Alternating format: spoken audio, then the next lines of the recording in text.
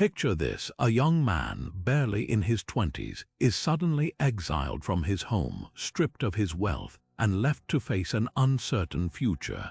Instead of crumbling under the weight of despair, he turns his misfortune into a source of strength. This is the story of Epictetus, one of the most influential Stoic philosophers in history. Born into slavery and later exiled, Epictetus didn't let his circumstances define him. Instead, he embraced the Stoic principle that while we can't control what happens to us, we can control how we respond. His teachings have inspired millions to face adversity with courage and resilience, and today they can do the same for you. Stoicism isn't just an ancient philosophy, it's a practical toolkit for navigating the challenges of modern life. Whether you're dealing with stress at work, setbacks in your personal life, or the overwhelming pace of today's world, Stoicism offers timeless wisdom to help you stay grounded and focused. In this video, we'll explore 25 powerful Stoic teachings that can transform the way you handle adversity. From learning to focus on what you can control to embracing challenges as opportunities for growth, these principles will equip you with the mindset and tools to thrive, no matter what life throws your way. So, if you're ready to build resilience, find peace in chaos, and turn obstacles into stepping stones, keep watching. By the end of this video, you'll walk away with actionable insights that you can start applying today. Let's dive in and discover how Stoicism can help you overcome adversity and live a more fulfilling life. Now, turning to the first of our 25 Stoic teachings, we explore a foundational principle that has the power to transform how you approach life's challenges. Focus on what you can control. At the heart of Stoicism lies the idea that while we cannot always control external events, we have complete authority over our thoughts, actions, and responses. This simple yet profound distinction can be a game changer when it comes to reducing stress and building resilience. Imagine you're stuck in traffic, running late for an important meeting. The traffic itself is beyond your control, it's an external event, but how you choose to respond to it is entirely within your power.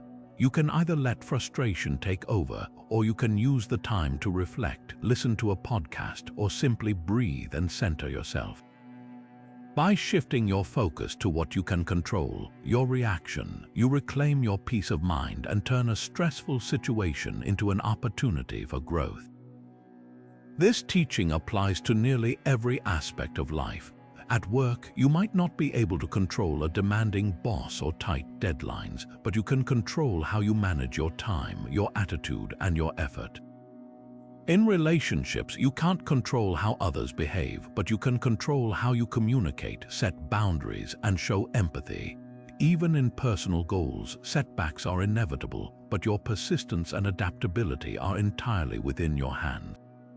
The beauty of this principle is that it empowers you to let go of what you can't change and invest your energy where it truly matters. By focusing on what's within your control, you reduce unnecessary stress, build emotional resilience, and create a sense of inner stability, no matter what life throws your way. As we move forward, we'll dive deeper into practical ways to apply this teaching in your daily life, so you can start reaping its benefits right away. Now, let's take this teaching a step further and explore practical ways to apply it in your daily life. One of the most effective tools for focusing on what you can control is journaling. Start each day by writing down the things you're worried about or the challenges you're facing. Then categorize them into two lists: what's within your control and what's not. This simple exercise helps you clarify where to direct your energy and lets you release what's beyond your influence. Over time, this practice can train your mind to naturally shift its focus to actionable steps rather than dwelling on the uncontrollable. Another powerful method is mindfulness. When you find yourself overwhelmed by external circumstances, take a moment to pause and breathe deeply. Ask yourself, what can I do right now to improve this situation? Even if the answer is small, like adjusting your attitude or taking one small step forward, it can make a significant difference. Mindfulness helps you stay present and grounded, allowing you to respond thoughtfully rather than react impulsively. Consider the story of Epictetus, one of the most influential Stoic philosophers. Born into slavery, he faced immense adversity throughout his life, yet he chose to focus on what he could control: his mind, his character, and his actions. By embracing this principle, he not only gained his freedom but also became a revered teacher whose wisdom continues to inspire millions today. His life is a testament to the transformative power of focusing on what's within your control, no matter how challenging the circumstances. To bring this teaching into your own life, try setting aside a few minutes each evening for reflection. Ask yourself, what did I control today, and how did I respond to what I couldn't? This daily habit can help you build self-awareness and reinforce the Stoic mindset. Over time, you'll find yourself more resilient, less stressed, and better equipped to navigate life's ups and downs with grace and purpose. Now, let's turn our attention to the second Stoic teaching, Amor Fati, or love your fate. This powerful concept is about embracing everything that happens in life, both the good and the bad, as necessary and meaningful. Instead of resisting or resenting challenges, Amor Fati encourages us to accept them fully and see them as opportunities for growth. It's not about passively enduring hardship, but actively finding value in every experience, no matter how difficult. Imagine facing a career setback like losing a job or missing out on a promotion. At first, it might feel like a crushing blow, but Amor Fati invites you to reframe this situation. What if this setback is actually a chance to explore a new path, develop new skills, or even discover a passion you never knew you had? By loving your fate, you shift your perspective from victimhood to empowerment. You begin to see challenges not as obstacles but as stepping stones toward becoming a stronger, more resilient version of yourself. The same principle applies to health struggles. Consider someone dealing with a chronic illness. While it's natural to feel frustration or despair, Amor Fati teaches us to find meaning even in suffering. Perhaps the illness becomes a catalyst for deeper self-awareness, a stronger appreciation for life, or a renewed focus on what truly matters. By embracing the situation rather than fighting against it, you can transform adversity into a source of inner strength and wisdom. The Stoics believed that everything happens for a reason, even if we can't always see it in the moment. Amor Fati is about trusting the process of life and recognizing that every experience, no matter how painful, contributes to your growth. It's a mindset that helps you navigate life's uncertainties with grace and resilience, knowing that even the toughest moments have something valuable to teach you. As you move forward, think about how you can apply Amor Fati in your own life. When faced with a challenge, ask yourself, what can I learn from this? How can this experience make me stronger? By loving your fate, you not only overcome adversity, but also find a deeper sense of purpose and fulfillment in the journey. Now, as we delve deeper into the practice of Amor Fati, let's explore how cultivating gratitude can help you truly love your fate. Gratitude is more than just saying thank you for the good things in life. It's about finding value and meaning in every experience, even the difficult ones. When you practice gratitude, you train your mind to focus on what you have rather than what you lack, which aligns perfectly with the Stoic principle of embracing life as it is. One powerful way to cultivate gratitude is by keeping a gratitude journal. Each day, take a few moments to write down 3 things you're grateful for. These don't have to be grand or extraordinary. They can be as simple as a kind word from a friend, a beautiful sunset, or even the lessons learned from a tough day. Over time, this practice helps you reframe negative experiences and see them as opportunities for growth. It shifts your mindset from resistance to acceptance, allowing you to love your fate more fully. Another technique is to actively reframe challenges by asking yourself, what can I be grateful for in this situation? For example, if you're dealing with a difficult project at work, you might feel overwhelmed. But by focusing on the skills you're developing or the resilience you're building, you can transform frustration into gratitude. This doesn't mean ignoring the difficulty. It means finding the silver lining and appreciating the growth it brings. The psychological benefits of gratitude are well documented. Studies show that practicing gratitude can reduce stress, improve mental health, and even strengthen relationships. It fosters a sense of contentment and helps you stay grounded in the present moment, which is a core Stoic teaching. When you're grateful, you're less likely to dwell on past regrets or future anxieties. Instead, you focus on the here and now, embracing life as it unfolds. Stoicism teaches us that gratitude is not just a feeling but a practice, a way of living. By integrating gratitude into your daily routine, you align yourself with the Stoic belief that every experience, no matter how challenging, has value. It's a reminder that even in adversity, there is something to be thankful for, something that contributes to your growth and resilience. As you continue your journey with Amor Fati, consider how gratitude can deepen your ability to love your fate. Whether through journaling, reframing, or simply pausing to appreciate the small joys in life, gratitude can be a powerful tool for transforming adversity into strength. And with this mindset, you'll find that even the toughest moments become stepping stones toward a more fulfilling and resilient life. Now turning to the third teaching, we explore the Stoic concept known as the Dichotomy of Control. This principle is about understanding the difference between what is within our power and what lies beyond it. External events like the weather, other people's opinions, or sudden changes in life are not under our control. However, our internal responses, our thoughts, emotions, and actions are entirely within our grasp. By focusing on what we can control and letting go of what we cannot, we empower ourselves to remain calm and composed even in the face of adversity. Imagine you're at work and a colleague criticizes your project in front of the team. The criticism itself is an external event. You can't control what they say or how they say it. But your reaction, whether you feel hurt, defensive, or motivated to improve, is entirely up to you. The Stoic approach would be to pause, reflect, and choose a response that aligns with your values. Instead of reacting impulsively, you might acknowledge the feedback, consider its validity, and decide how to move forward constructively.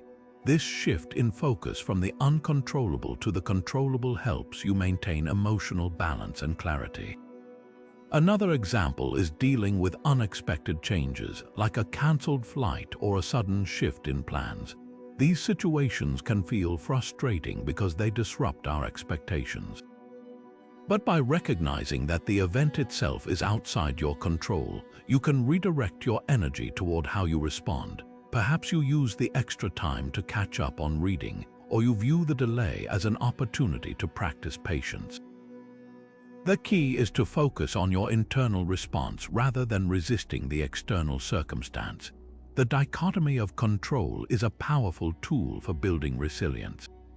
It teaches us to invest our energy where it matters most, our own thoughts and actions. When we stop trying to control the uncontrollable, we free ourselves from unnecessary stress and anxiety. Instead, we cultivate a sense of inner peace and confidence, knowing that we can handle whatever life throws our way. As we move forward, consider how this teaching can help you navigate challenges in your own life. Whether it's dealing with criticism, adapting to change, or facing setbacks, the dichotomy of control reminds us that true power lies in how we choose to respond. By mastering this principle, you'll find yourself better equipped to face adversity with calmness and composure, no matter the circumstances. Now, let's delve deeper into how the dichotomy of control can help us build emotional resilience. Emotional resilience is the ability to adapt to stress, setbacks, and challenges without losing our sense of balance.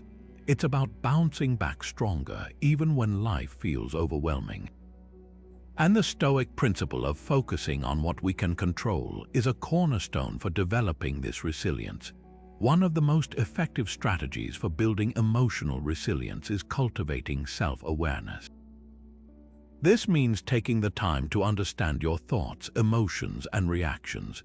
When you're faced with a difficult situation, pause and ask yourself, what am I feeling right now?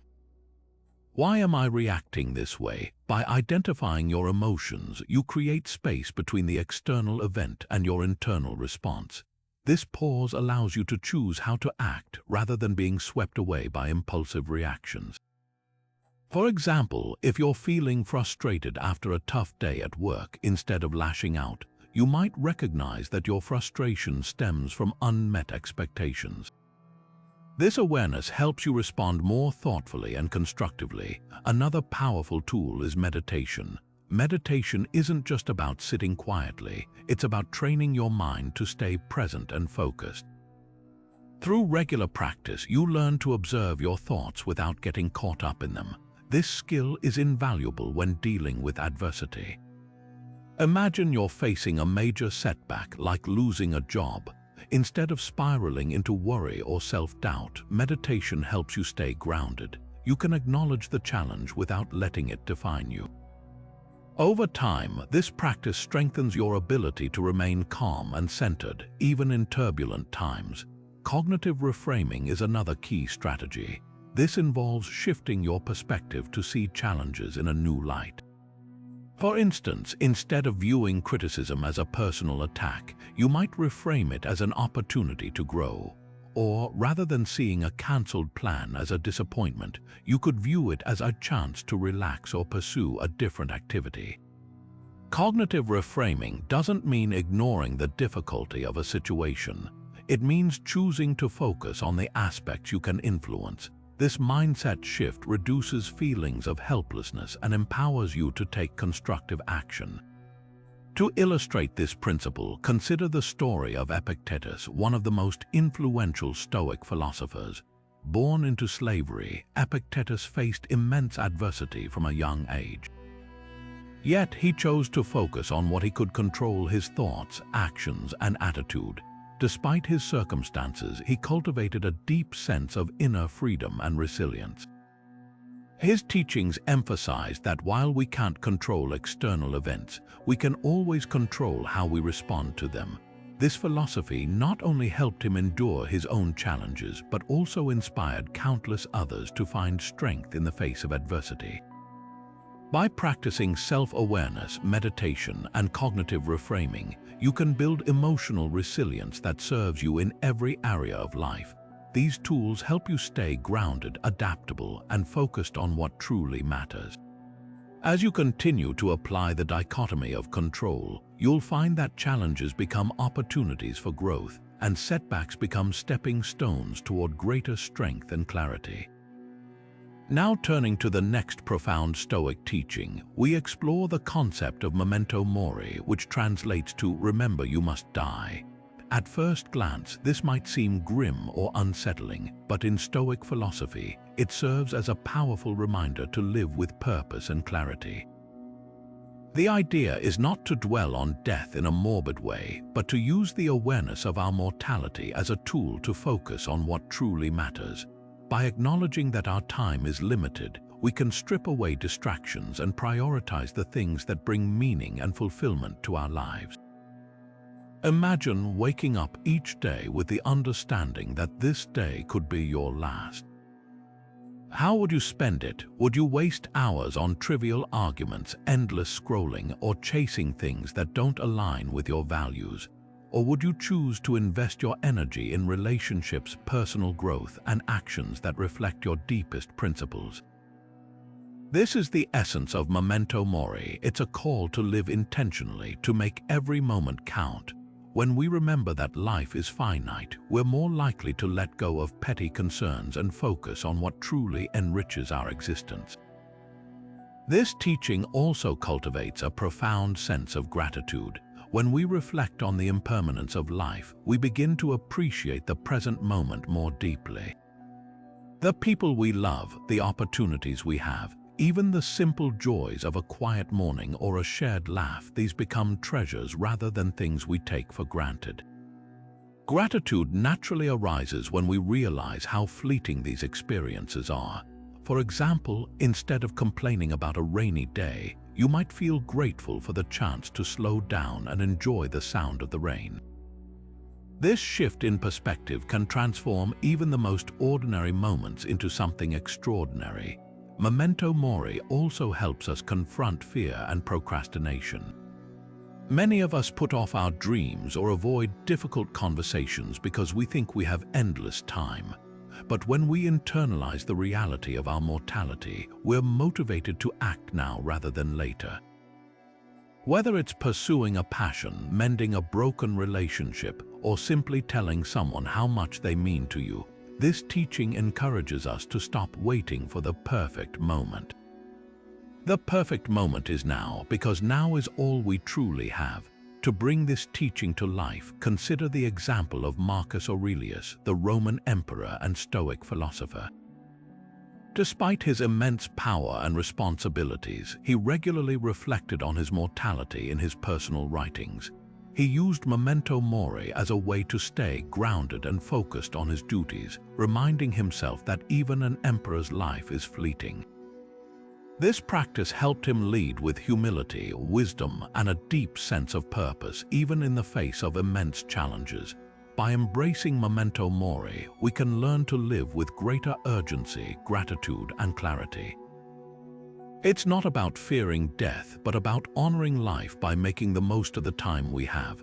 This teaching invites us to let go of what doesn't matter and invest in what does, creating a life that feels meaningful and aligned with our values.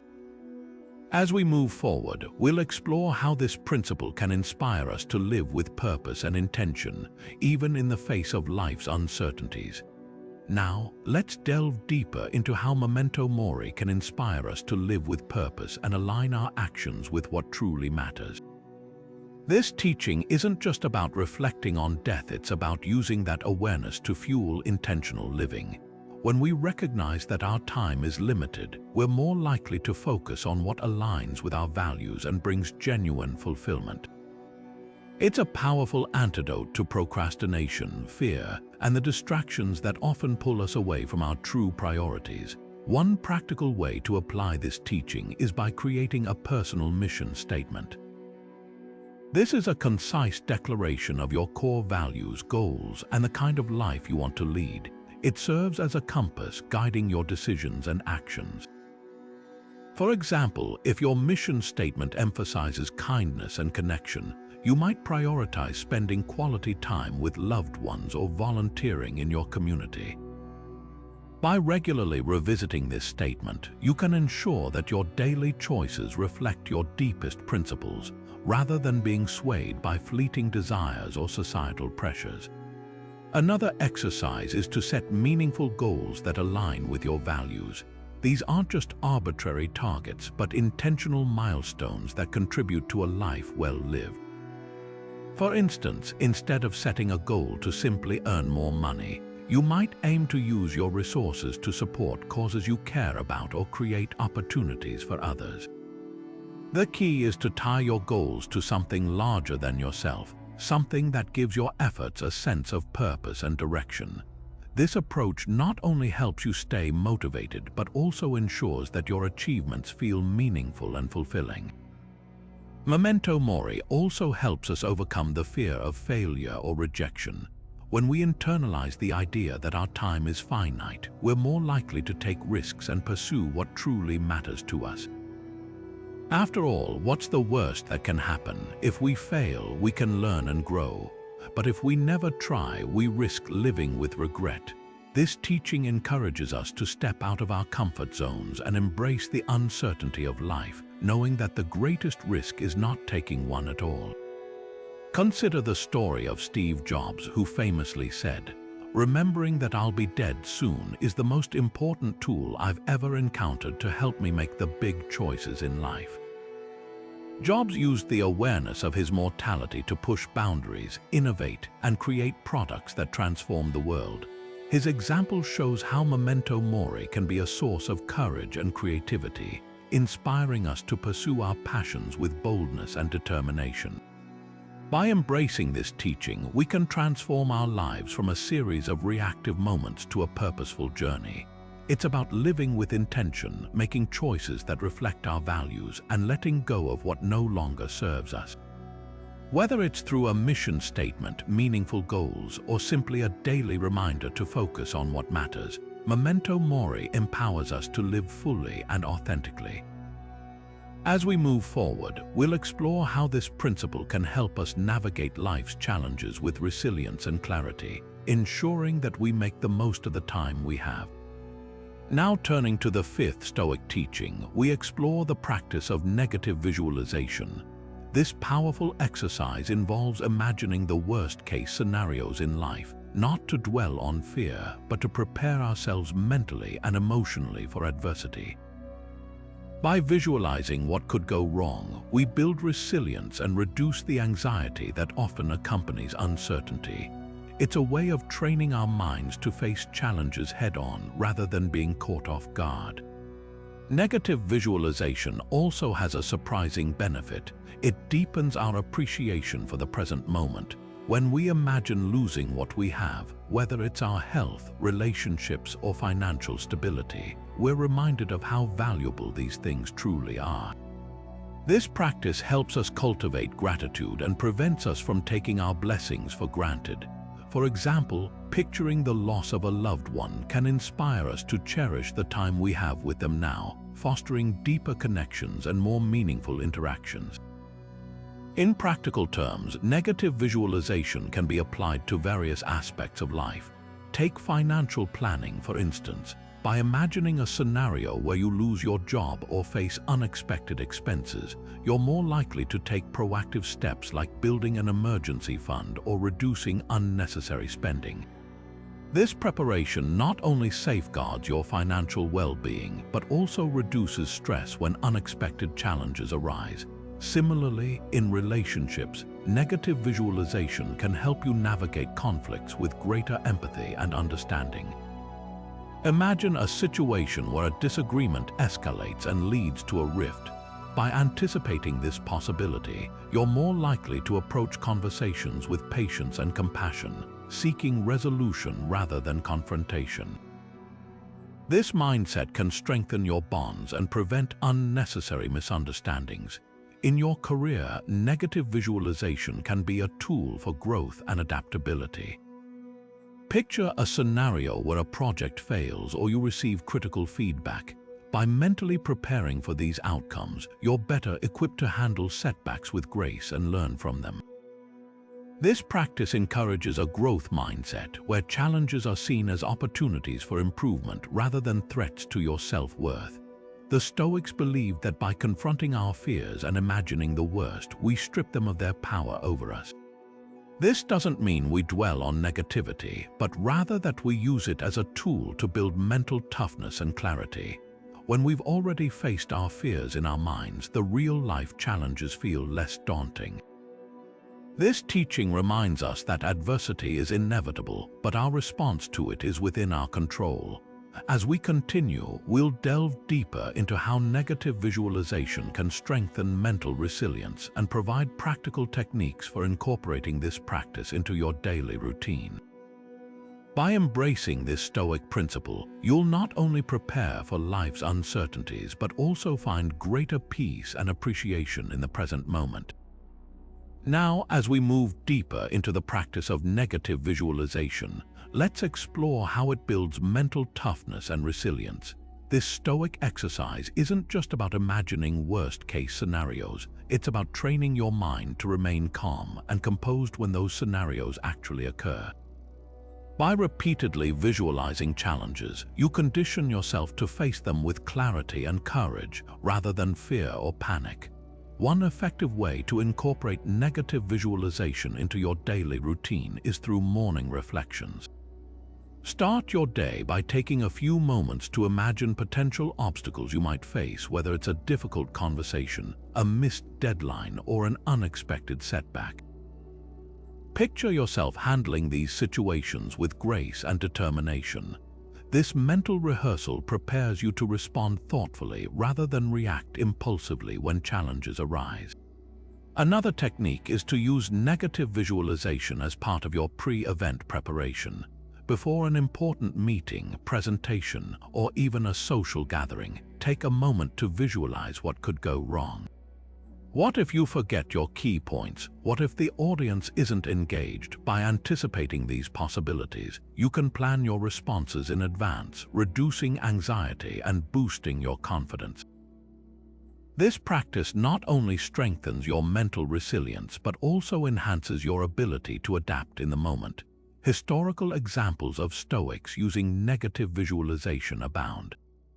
Take Seneca, for instance, who regularly practiced imagining the loss of his wealth, status, and even his life. By doing so, he cultivated a sense of detachment from external circumstances, allowing him to remain steadfast in the face of adversity. When Emperor Nero eventually ordered his exile, Seneca faced it with remarkable composure, a testament to the mental toughness he had built through this practice. Similarly, Marcus Aurelius, the Roman emperor and Stoic philosopher, used negative visualization to prepare for the uncertainties of leadership. He often reflected on the impermanence of power and the inevitability of challenges, which helped him lead with wisdom and resilience during times of war and political turmoil. His writings in Meditations reveal how this practice grounded him, enabling him to make clear-headed decisions even in the most difficult circumstances. The key to building mental toughness through negative visualization lies in consistency. Make it a habit to reflect on potential challenges regularly, not just when you're facing immediate difficulties. Over time, this practice will rewire your mindset, helping you see adversity as an opportunity for growth rather than a threat. You'll find yourself approaching life's uncertainties with greater confidence, knowing that you've already faced them in your mind. As we continue, we'll explore how this Stoic teaching can be applied to specific areas of life, from personal relationships to professional challenges. By embracing negative visualization, you'll not only strengthen your mental resilience but also develop a deeper appreciation for the present moment, knowing that you're prepared for whatever comes your way. Now turning to the heart of Stoic philosophy, we come to the teaching that virtue is the highest good. The Stoics believed that true fulfillment and resilience come not from external achievements or possessions, but from cultivating inner virtues, wisdom, courage, justice, and temperance. These qualities, they argued, are the only things that are truly within our control and the only things that can bring lasting happiness. Imagine a life where your sense of worth isn't tied to your job title, your bank account, or even the opinions of others. Instead, it's rooted in how you live, how wisely you think, how bravely you act, how fairly you treat others, and how disciplined you remain in the face of temptation. This is the essence of Stoic virtue. By prioritizing these qualities, you free yourself from the roller coaster of external outcomes and focus on what truly matters, your character. This teaching is especially powerful when navigating ethical dilemmas or personal challenges. Let's say you're faced with a difficult decision at work, one that could either benefit you personally or uphold fairness for your team. The Stoic approach would be to choose justice over self-interest, not because it's easy, but because it aligns with your values. Similarly, when life throws unexpected hardships your way, courage and temperance can guide you to face them with strength and composure rather than fear or impulsiveness. The beauty of this teaching lies in its simplicity. You don't need wealth, fame, or perfect circumstances to live a good life. All you need is to cultivate virtue within yourself. This shift in focus can transform how you approach challenges, relationships, and even your own goals. Instead of chasing external validation, you'll find fulfillment in the integrity of your actions and the strength of your character. As we move forward, we'll explore practical ways to cultivate these virtues in your daily life, from small acts of kindness to moments of self-discipline. By embracing this Stoic principle, you'll not only build resilience but also create a life that feels deeply meaningful, no matter what challenges come your way. Now, let's take this teaching of virtue and bring it into the practical realm of daily life. Cultivating virtue isn't about grand gestures or dramatic transformations. It's about the small, consistent choices we make every day. One powerful way to start is through journaling. At the end of each day, take a few moments to reflect on your actions. Did you act with wisdom? Did you show courage in the face of fear? Were you fair and just in your interactions? This simple practice helps you become more aware of how your choices align with Stoic virtues and where you can improve. Another practical step is to practice acts of kindness, no matter how small. Hold the door for someone, offer a genuine compliment, or lend a listening ear to a friend in need. These actions may seem insignificant, but they reinforce the virtue of justice, treating others with fairness and respect. Over time, these small acts build a habit of kindness that becomes second nature. Reflecting on your personal values is also key. Take time to identify what truly matters to you. Is it honesty, integrity, compassion? Once you're clear on your values, use them as a compass to guide your decisions. For example, if honesty is a core value, you might choose to speak truthfully in a difficult conversation, even if it's uncomfortable. This alignment between values and actions strengthens your character and deepens your sense of integrity. To bring this to life, consider the story of James Stockdale, a naval officer and Stoic philosopher who exemplified virtue during his time as a prisoner of war. Despite enduring years of captivity and torture, Stockdale remained steadfast in his commitment to courage, justice, and temperance. He organized his fellow prisoners, upheld moral discipline, and refused to betray his values even under extreme pressure. His story is a testament to the power of Stoic virtues in the face of unimaginable adversity. By incorporating these practices into your daily routine, you'll not only cultivate virtue but also build a life rooted in meaning and resilience. Whether it's through journaling, acts of kindness, or reflecting on your values, each step brings you closer to living in alignment with Stoic principles. And as you do, you'll find that the challenges of life become opportunities to grow stronger, wiser, and more virtuous. Now, let's shift our focus to the Stoic principle of detaching from external outcomes. This teaching invites us to concentrate on our efforts rather than the results we can't fully control. It's a powerful mindset that can reduce frustration and bring greater satisfaction to our lives. Think about it this way: when we tie our happiness to outcomes like winning a game, getting a promotion, or receiving approval from others, we set ourselves up for disappointment. Life is unpredictable, and outcomes often depend on factors beyond our influence. But our effort, that's something we can always control. Take the example of an athlete.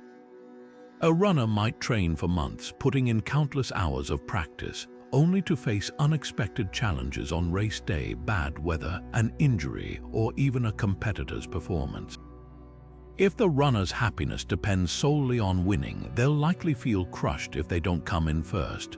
But if they focus on the effort they put into their training, the discipline they showed, and the progress they made, they can still feel proud and fulfilled regardless of the outcome. This mindset not only reduces frustration but also builds resilience, helping them bounce back stronger for the next race. In the world of business, this principle is equally valuable. Imagine an entrepreneur launching a new product. They can pour their heart and soul into the project, but market trends, customer preferences, or even timing might influence its success. If they're solely focused on sales numbers or public reception, they might feel defeated if the product doesn't perform as expected. But if they shift their attention to the effort they invested, the creativity, problem solving, and dedication they brought to the table, they can find satisfaction in the process itself. This detachment from outcomes allows them to learn from the experience and approach future projects with confidence and clarity. Even in personal relationships, this teaching can transform how we interact with others. Let's say you're trying to mend a strained relationship. You can put in the effort to communicate openly, listen empathetically, and show kindness, but you can't control how the other person responds. If you're attached to a specific outcome, like receiving immediate forgiveness or seeing a dramatic change in their behavior, you might feel disheartened if things don't go as planned. But if you focus on the effort you're making to improve the relationship, you can take pride in your actions and trust that over time your efforts will contribute to positive change, even if it's not immediately visible. Detaching from external outcomes doesn't mean giving up on goals or becoming indifferent. It's about shifting your focus to what you can control: your effort, your attitude, and your commitment to doing your best. This mindset not only reduces frustration but also frees you from the weight of expectations, allowing you to find joy and satisfaction in the journey itself. As the Stoics remind us, life is unpredictable, but our effort is always within our power. By embracing this teaching, you can navigate challenges with greater peace and resilience, knowing that your true success lies in the effort you bring to every moment. Now, let's take a closer look at how embracing the process, rather than fixating on the destination, can lead to deeper fulfillment and resilience. This Stoic teaching encourages us to find meaning and joy in the steps we take, rather than waiting for some distant outcome to bring us happiness. It's about shifting our mindset to appreciate the present moment and the effort we're putting into our goals, no matter how small or incremental they may seem. One practical way to embrace the process is through mindfulness practices. By staying fully present in each moment, we can cultivate a sense of gratitude for the journey itself. For example, try starting your day with a simple mindfulness exercise. Take 5 minutes to sit quietly, focus on your breath, and reflect on one thing you're looking forward to in the day ahead. This small act can help you stay grounded and remind you that progress, no matter how slow, is still progress. It's not about rushing to the finish line, it's about appreciating each step along the way. Another powerful technique is to set process-oriented goals rather than outcome-oriented ones. Instead of saying, "I want to lose 20 pounds, focus on the daily habits that will get you there, like eating nourishing meals or taking a 30-minute walk. By celebrating these small wins, you build momentum and confidence, which can make the journey feel more rewarding. This approach also helps you stay adaptable when obstacles arise. If you miss a workout or have an off day, you can remind yourself that the process is about consistency, not perfection. Perseverance plays a key role here. When we embrace the process, we're better equipped to handle setbacks because we're not solely focused on the end result. Think of a writer working on a novel. They might face countless rejections or moments of self-doubt, but if they focus on the joy of writing itself, the act of creating, the discipline of showing up every day, they're more likely to stay motivated and see the project through. The same applies to any long-term goal, whether it's building a business, learning a new skill, or improving a relationship. It's the daily effort, the small acts of courage, that ultimately lead to growth and fulfillment. Adaptability is equally important. Life rarely goes exactly as planned, and when we're too attached to a specific outcome, we can feel derailed by unexpected changes. But when we embrace the process, we learn to pivot and adjust our approach without losing sight of our values or purpose. For instance, if a project at work doesn't go as expected, instead of feeling defeated, you can reflect on what you've learned and how you can apply those lessons moving forward. This mindset not only helps you overcome obstacles, but also turns challenges into opportunities for growth. By embracing the process, we free ourselves from the pressure of perfection and open ourselves to the beauty of progress. It's a reminder that life isn't about reaching a final destination, it's about the journey, the lessons, and the moments of effort that shape who we become. As the Stoics teach us, true fulfillment comes not from external achievements, but from the internal satisfaction of knowing we've given our best, one step at a time. Now turning to the next Stoic teaching, we explore the profound idea of accepting the present moment as it is. This principle, rooted in Stoic philosophy, invites us to embrace reality without resistance, no matter how challenging or uncomfortable it may seem. By doing so, we can reduce unnecessary suffering and cultivate a deeper sense of inner peace. Imagine you're stuck in traffic, running late for an important meeting. Your instinct might be to feel frustrated, anxious, or even angry. But what if, instead of resisting the situation, you accepted it as it is?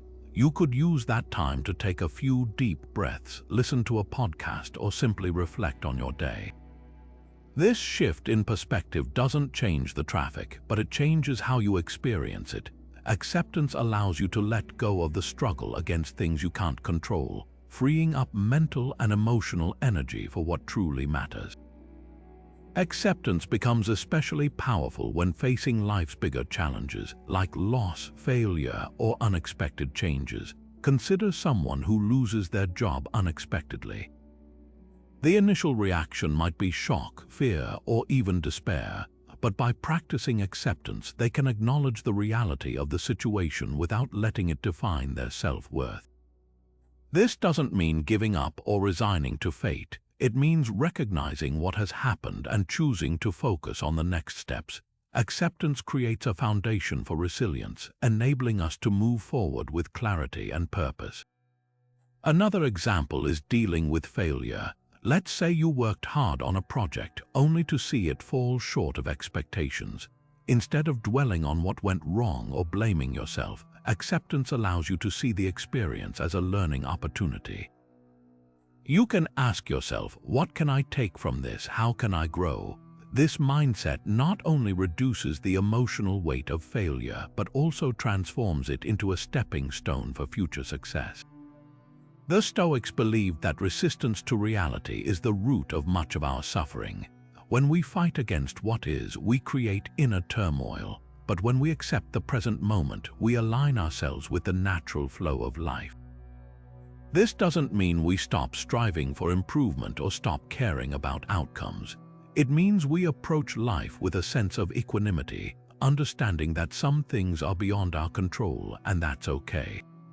By practicing acceptance, we learn to meet life's ups and downs with grace. Whether it's a minor inconvenience or a major setback, this teaching reminds us that peace comes not from changing the world around us, but from changing how we respond to it. As the Stoics teach, true freedom lies in accepting what we cannot control and focusing our energy on what we can. This shift in perspective can transform adversity into an opportunity for growth, helping us navigate life's challenges with greater ease and resilience. Now turning to the practical side of acceptance, let's explore how mindfulness can help us fully embrace the present moment. Mindfulness is more than just a buzzword. It's a powerful tool rooted in ancient practices, including Stoicism, that helps us stay grounded and focused. By cultivating mindfulness, we can train our minds to observe our thoughts and emotions without judgment, allowing us to respond to life's challenges with greater clarity and calm. One simple yet effective technique is breathwork. When you feel overwhelmed or stressed, take a moment to focus on your breathing. Inhale deeply for a count of 4, hold for 4, and exhale for 4. This rhythmic pattern not only calms the nervous system, but also brings your attention back to the present. It's a small act, but it can create a profound shift in how you experience the moment. Think of it as hitting a reset button for your mind. Meditation is another powerful way to practice mindfulness. Even just 5 to 10 minutes a day can make a difference. Sit quietly, close your eyes, and focus on your breath or a simple mantra. When your mind wanders, and it will gently guide it back without frustration. Over time, this practice strengthens your ability to stay present, even in the midst of chaos. It's like building a mental muscle that helps you navigate life's ups and downs with greater ease. Mindfulness also enhances emotional regulation. When we're fully present, we're less likely to be swept away by intense emotions. Instead of reacting impulsively, we can pause, observe our feelings, and choose how to respond. For example, if you're in a heated argument, mindfulness allows you to step back, recognize your anger, and decide whether to engage or let it go. This kind of self-awareness can transform how we handle conflicts and challenges. A great example of mindfulness in action comes from the life of Marcus Aurelius, the Roman emperor and Stoic philosopher. Despite the immense pressures of ruling an empire, he consistently practiced mindfulness through daily reflection and journaling. His writings, collected in meditations, reveal how he used mindfulness to stay grounded and maintain his composure, even in the face of betrayal, war, and personal loss. By focusing on the present moment, he was able to lead with wisdom and integrity, setting an example for generations to come. Incorporating mindfulness into your daily routine doesn't have to be complicated. Start small, perhaps with a morning ritual of taking a few mindful breaths or a brief walk where you focus on the sights and sounds around you. Over time, these practices can help you develop a deeper connection to the present moment, reducing stress and increasing your overall sense of well-being. As we continue to explore Stoic teachings, remember that mindfulness isn't about escaping reality, it's about fully engaging with it. By practicing mindfulness, we can meet life's challenges with a clear mind and an open heart, turning even the most difficult moments into opportunities for growth and self-discovery. Now shifting our focus to the transformative power of perspective, let's explore how Stoicism teaches us to turn obstacles into opportunities. This teaching is rooted in the idea that challenges are not roadblocks but stepping stones, opportunities to grow, learn, and become stronger. By reframing adversity, we can unlock creativity, build resilience, and discover new paths forward. Consider the story of Epictetus, a Stoic philosopher who was born into slavery. Despite facing immense hardship, he chose to see his circumstances as a chance to cultivate inner strength and wisdom. He famously said, "It's not what happens to you, but how you react to it that matters." This mindset allowed him to rise above his situation, eventually becoming one of the most influential teachers of Stoicism. His life is a testament to the power of viewing obstacles as opportunities for growth. Marcus Aurelius, too, embraced this principle. As a Roman emperor, he faced constant challenges, political intrigue, wars, and personal loss. Yet, in his writings, he repeatedly reminded himself to see every difficulty as a chance to practice virtue. He wrote, "The impediment to action advances action. What stands in the way becomes the way."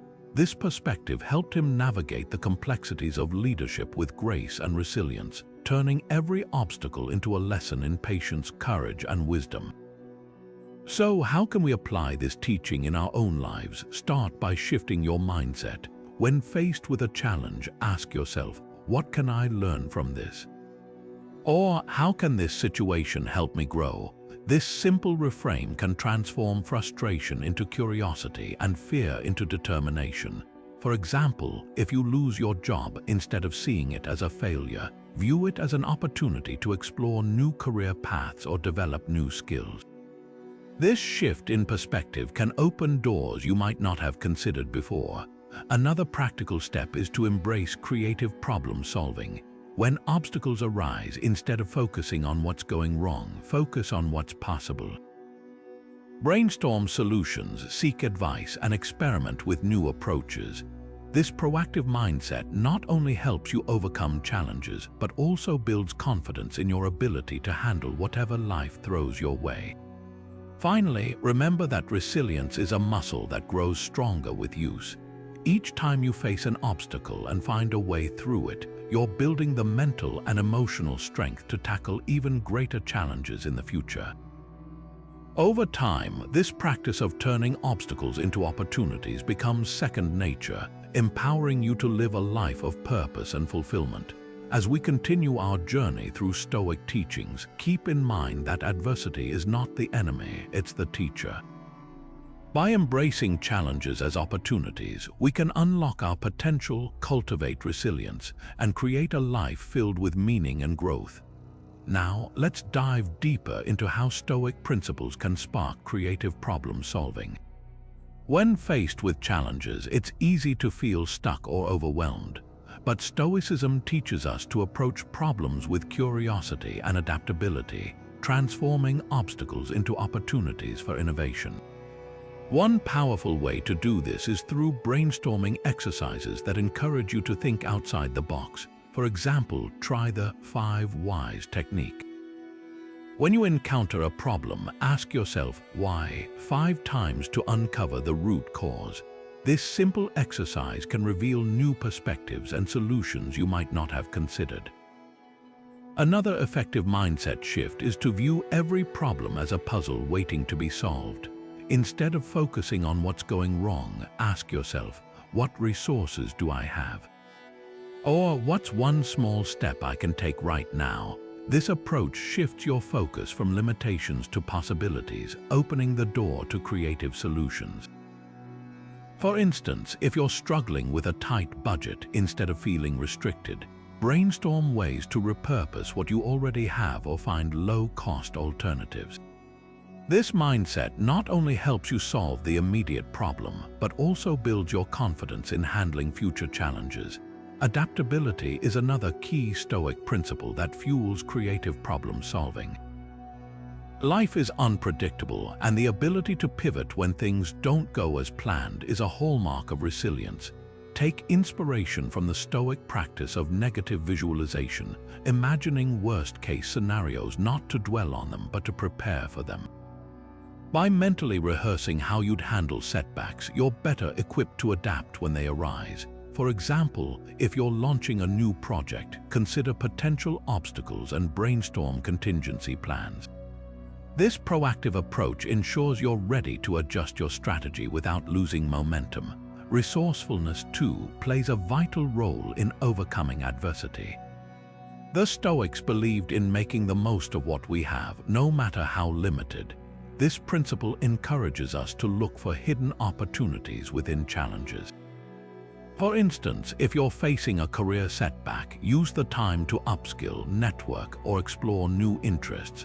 By leveraging your existing skills and resources, you can turn a temporary setback into a stepping stone for growth. Ultimately, creative problem solving is about embracing uncertainty and trusting in your ability to find a way forward. The Stoic mindset reminds us that every challenge is an invitation to grow, learn, and innovate. By adopting these principles, you can approach problems with confidence, adaptability, and a sense of possibility, turning even the toughest obstacles into opportunities for success. As we move forward, let's explore how these practices can help you build resilience and thrive in the face of adversity. Now turning to the 10th teaching, let's explore the role of self-discipline in Stoic philosophy and its transformative power in personal growth. Self-discipline, or the ability to control one's impulses and stay focused on what truly matters, is a cornerstone of Stoic practice. It's not about depriving yourself, but about aligning your actions with your values and long-term goals. In a world filled with distractions, self-discipline becomes the anchor that keeps you steady, helping you resist temptations and stay committed to your path. The Stoics believed that self-control is essential for living a virtuous and fulfilling life. By mastering your desires and impulses, you gain the freedom to choose how you respond to challenges, rather than being ruled by external circumstances or fleeting emotions. For example, when faced with the temptation to procrastinate or indulge in unhealthy habits, self-discipline empowers you to make choices that align with your higher purpose. It's about saying no to what pulls you away from your goals and yes to what moves you closer to them. So, how can you cultivate self-discipline in your daily life? One practical strategy is to set clear boundaries. Identify the distractions that derail your focus, whether it's social media, unnecessary commitments, or negative influences, and create limits around them. For instance, designate specific times for checking your phone or set a rule to avoid multitasking during work hours. These small but intentional boundaries can help you stay on track and protect your energy for what truly matters. Another effective approach is to establish routines that reinforce self-discipline. Start your day with a morning ritual that sets a positive tone, such as journaling, meditation, or exercise. These habits not only build mental and physical resilience, but also create a sense of structure that makes it easier to stay disciplined throughout the day.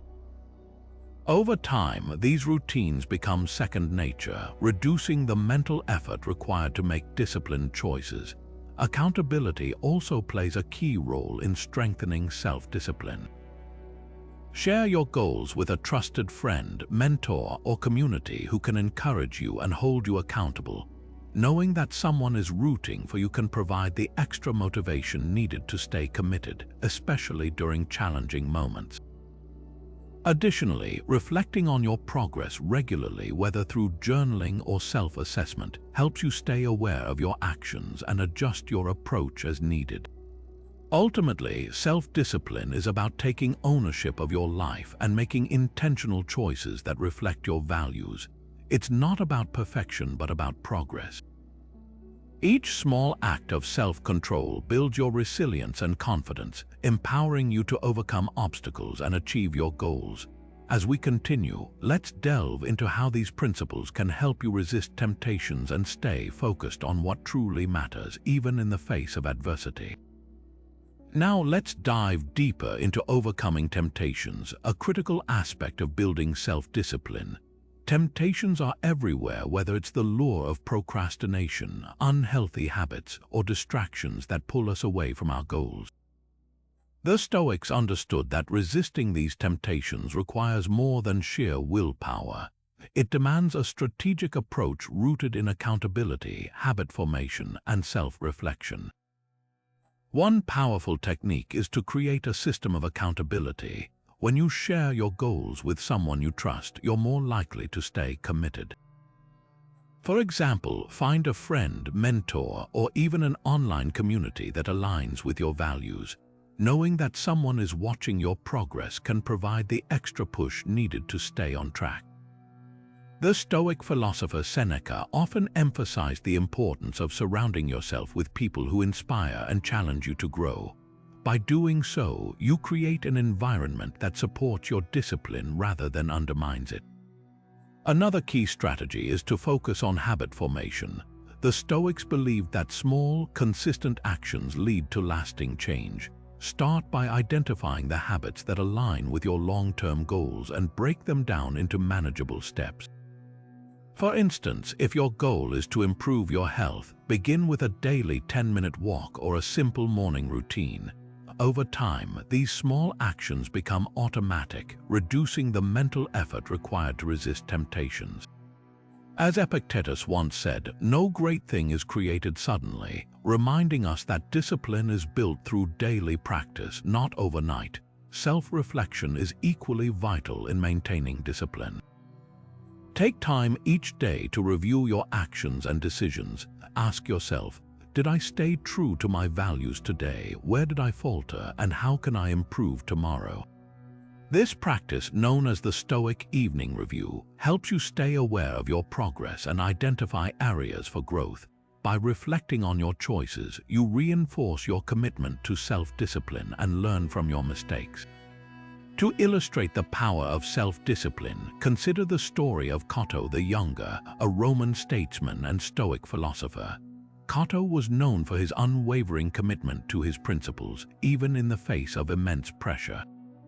When Julius Caesar offered him a pardon during the Civil War, Cato refused, choosing to uphold his values over personal safety.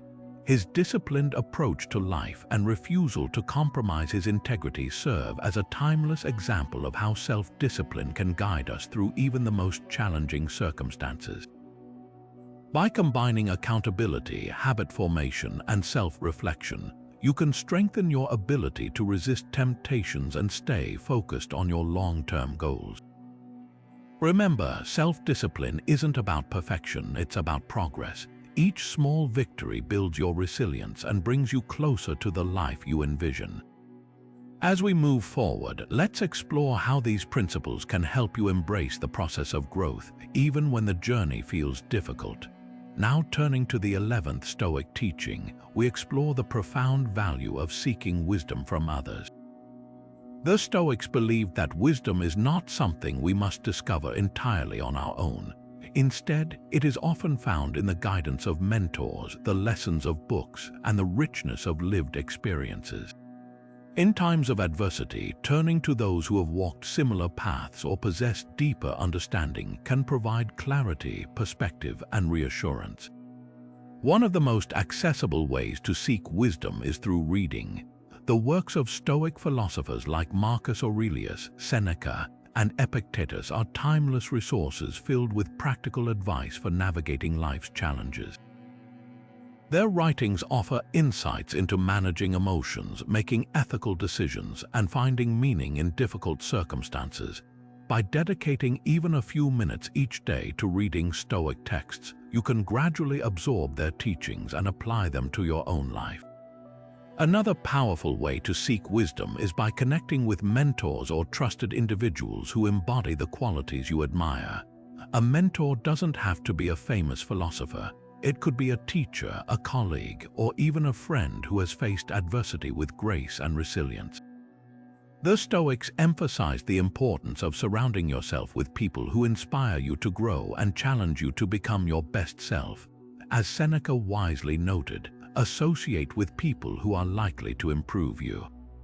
Experiences, too, are a rich source of wisdom. Every challenge you face, every mistake you make, and every success you achieve carries valuable lessons. The Stoics encouraged reflecting on these experiences to extract meaning and apply it to future situations. For example, if you've overcome a difficult period in your life, take time to analyze what strategies worked, what didn't, and how you can use that knowledge moving forward. To incorporate this teaching into your daily life, consider starting a wisdom journal. Use it to record insights from books, conversations with mentors, or reflections on your own experiences. Over time, this journal will become a personal guidebook filled with practical wisdom to help you navigate future challenges. Additionally, make it a habit to seek out diverse perspectives. Whether through podcasts, lectures, or meaningful conversations, exposing yourself to different viewpoints can broaden your understanding and deepen your resilience. By actively seeking wisdom from others, you not only gain valuable tools for overcoming adversity, but also cultivate a mindset of humility and continuous learning. As we move forward, let's explore how building a strong support network can further enhance your ability to face life's challenges with confidence and grace. Now, as we delve deeper into the 11th teaching, let's focus on the importance of building a strong support network. The Stoics understood that no one thrives in isolation. Surrounding yourself with wise, supportive, and like-minded individuals can be a game changer when facing adversity. A strong network not only provides emotional comfort but also offers practical advice, diverse perspectives, and encouragement to keep moving forward. One of the first steps in building a support network is identifying the kind of people who inspire and challenge you. Look for individuals who embody the qualities you admire, whether it's resilience, wisdom, or kindness. These could be mentors, colleagues, friends, or even members of a community group. The key is to seek out those who uplift you and encourage personal growth. As the Stoics believed, the company you keep shapes your character and your ability to handle life's challenges. Joining communities or groups with shared interests can also be incredibly beneficial. Whether it's a book club, a professional organization, or an online forum dedicated to Stoic philosophy, these spaces provide opportunities to connect with others who are on similar journeys. Engaging in meaningful conversations within these communities can spark new ideas, offer fresh perspectives, and remind you that you're not alone in your struggles. Another powerful way to strengthen your support network is by being intentional about the conversations you have. Instead of surface-level small talk, aim for deeper discussions that explore values, challenges, and personal growth. Ask questions, listen actively, and share your own experiences. These kinds of exchanges not only build trust but also create a sense of mutual support and understanding. It's also important to remember that a support network is a two-way street. Just as you seek guidance and encouragement from others, be willing to offer the same in return. Acts of kindness, active listening, and genuine support can strengthen your relationships and create a sense of community. As Seneca once said, "Wherever there is a human being, there is an opportunity for kindness." Finally, don't underestimate the power of gratitude in nurturing your support network. Take time to acknowledge and appreciate the people who have helped you along the way. A simple thank you or a heartfelt note can go a long way in reinforcing these connections and fostering a culture of mutual support. By building a strong support network, you create a foundation of resilience that can help you navigate adversity with greater ease. As we move forward, let's explore how practicing humility can further enhance your ability to grow and thrive, even in the face of life's toughest challenges. Now, as we shift our focus to the 12th teaching, let's explore the profound role of humility in Stoic philosophy. Humility, in the Stoic sense, is not about diminishing oneself, but about recognizing and accepting our limitations with grace. It's about understanding that we are part of a larger whole and that our individual knowledge and abilities are finite. This acknowledgement is not a weakness but a source of strength, as it opens the door to continuous learning and growth. At its core, humility allows us to see ourselves clearly, free from the distortions of ego or pride. When we embrace humility, we become more open to feedback, more willing to admit mistakes, and more eager to learn from others. This self-awareness is a cornerstone of resilience, as it helps us adapt and improve rather than becoming defensive or stagnant in the face of challenges. As Epictetus once said, "It is impossible for a man to learn what he thinks he already knows." Humility also plays a vital role in improving relationships. When we approach others with a humble mindset, we foster trust and mutual respect. Ego-driven conflicts often arise from a need to prove oneself right or superior, but humility encourages us to prioritize understanding and collaboration over winning arguments.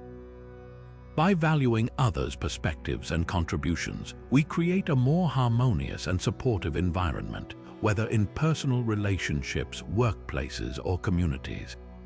Practicing humility doesn't mean downplaying your strengths or achievements. Instead, it's about balancing confidence with a recognition of your imperfections.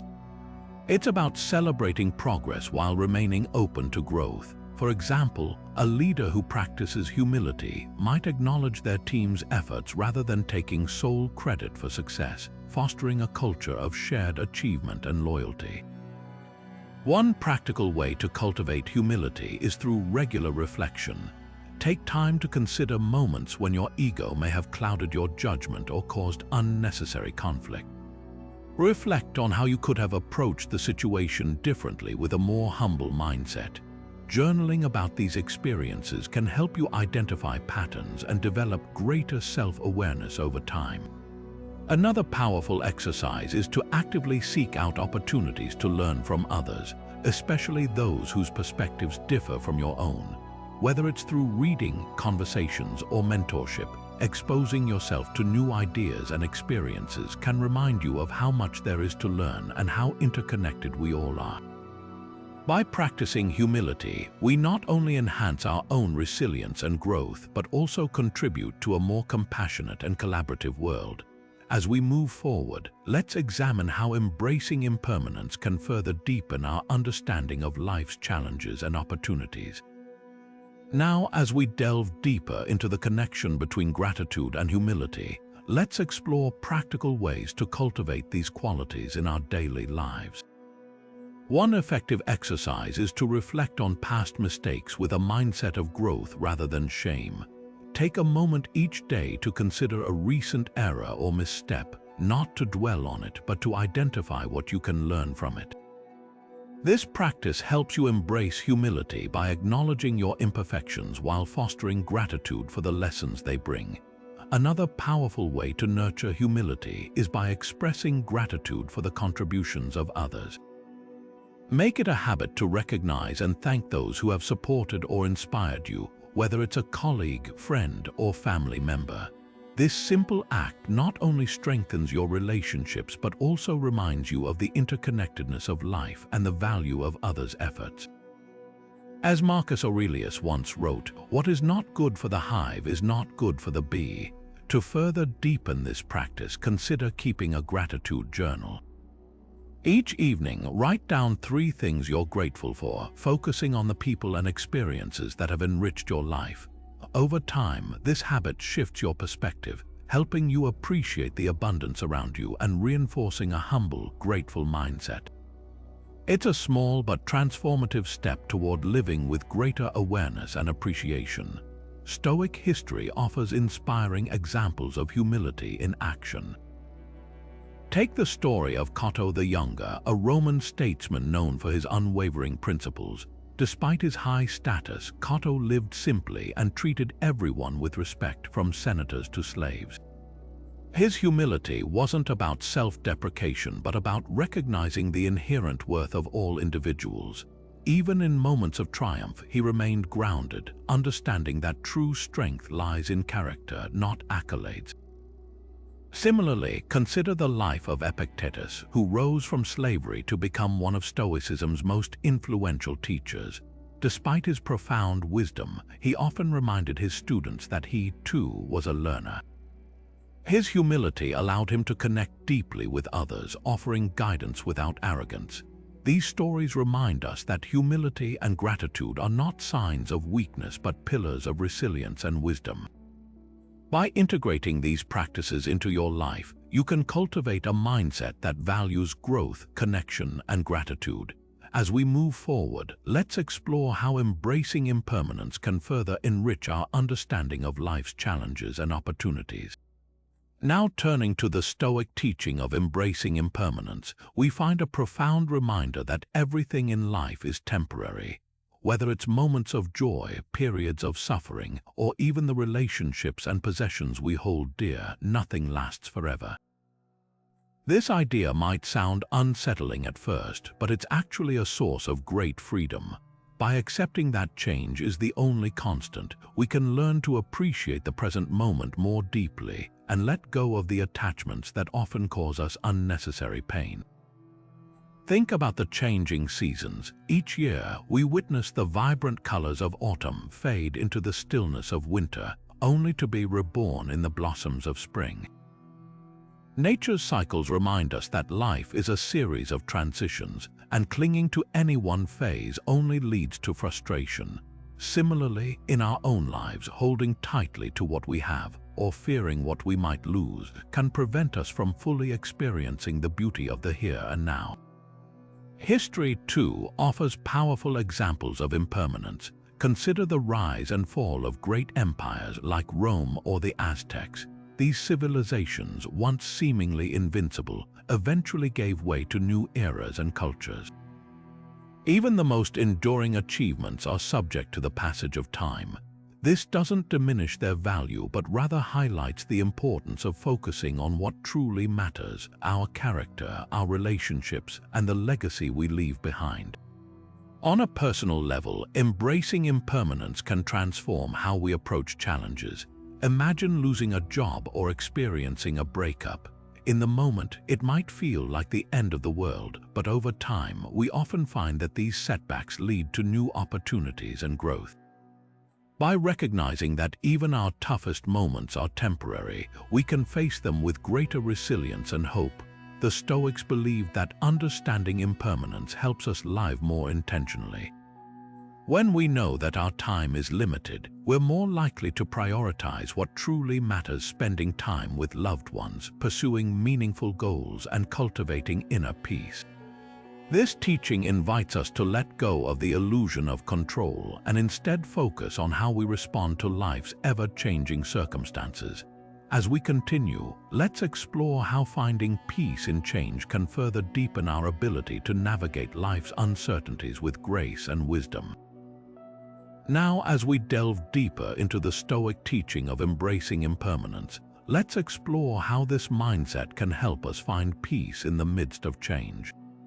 When we truly accept that nothing lasts forever, we begin to loosen the grip of fear and anxiety that often accompanies uncertainty about the future. Instead of resisting the inevitable shifts in life, we can learn to flow with them, finding a sense of calm even in the face of the unknown. One powerful way to cultivate this acceptance is through mindfulness practices. Taking just a few minutes each day to sit quietly and observe the present moment can help us reconnect with the reality that everything is in flux. Notice the breath as it rises and falls, the sounds around you, or the sensations in your body. These simple acts of awareness remind us that life is happening right now, and worrying about what's to come only pulls us away from the richness of the present. Journaling can also be a transformative tool for reflecting on impermanence. Try writing down moments of change you've experienced, both big and small. How did they shape you? What did you learn from them? You might also explore prompts like, "What am I holding onto too tightly?" or "What would it feel like to let go of this fear?" These exercises can help you uncover patterns of resistance and open your heart to the beauty of life's ever-changing nature. The freedom that comes from accepting change is profound. When we stop trying to control what we cannot, we release a tremendous amount of mental and emotional energy. This doesn't mean we become passive or indifferent. Rather, we become more adaptable and resilient. We start to see challenges not as threats but as opportunities to grow and evolve. Consider the example of a tree in a storm. It doesn't fight the wind, it bends and sways, trusting its roots to keep it grounded. In the same way, when we embrace impermanence, we learn to move with life's currents rather than against them. This flexibility allows us to face whatever comes our way with grace and courage. As we move forward, let's carry this understanding with us, allowing it to guide our responses to life's inevitable changes.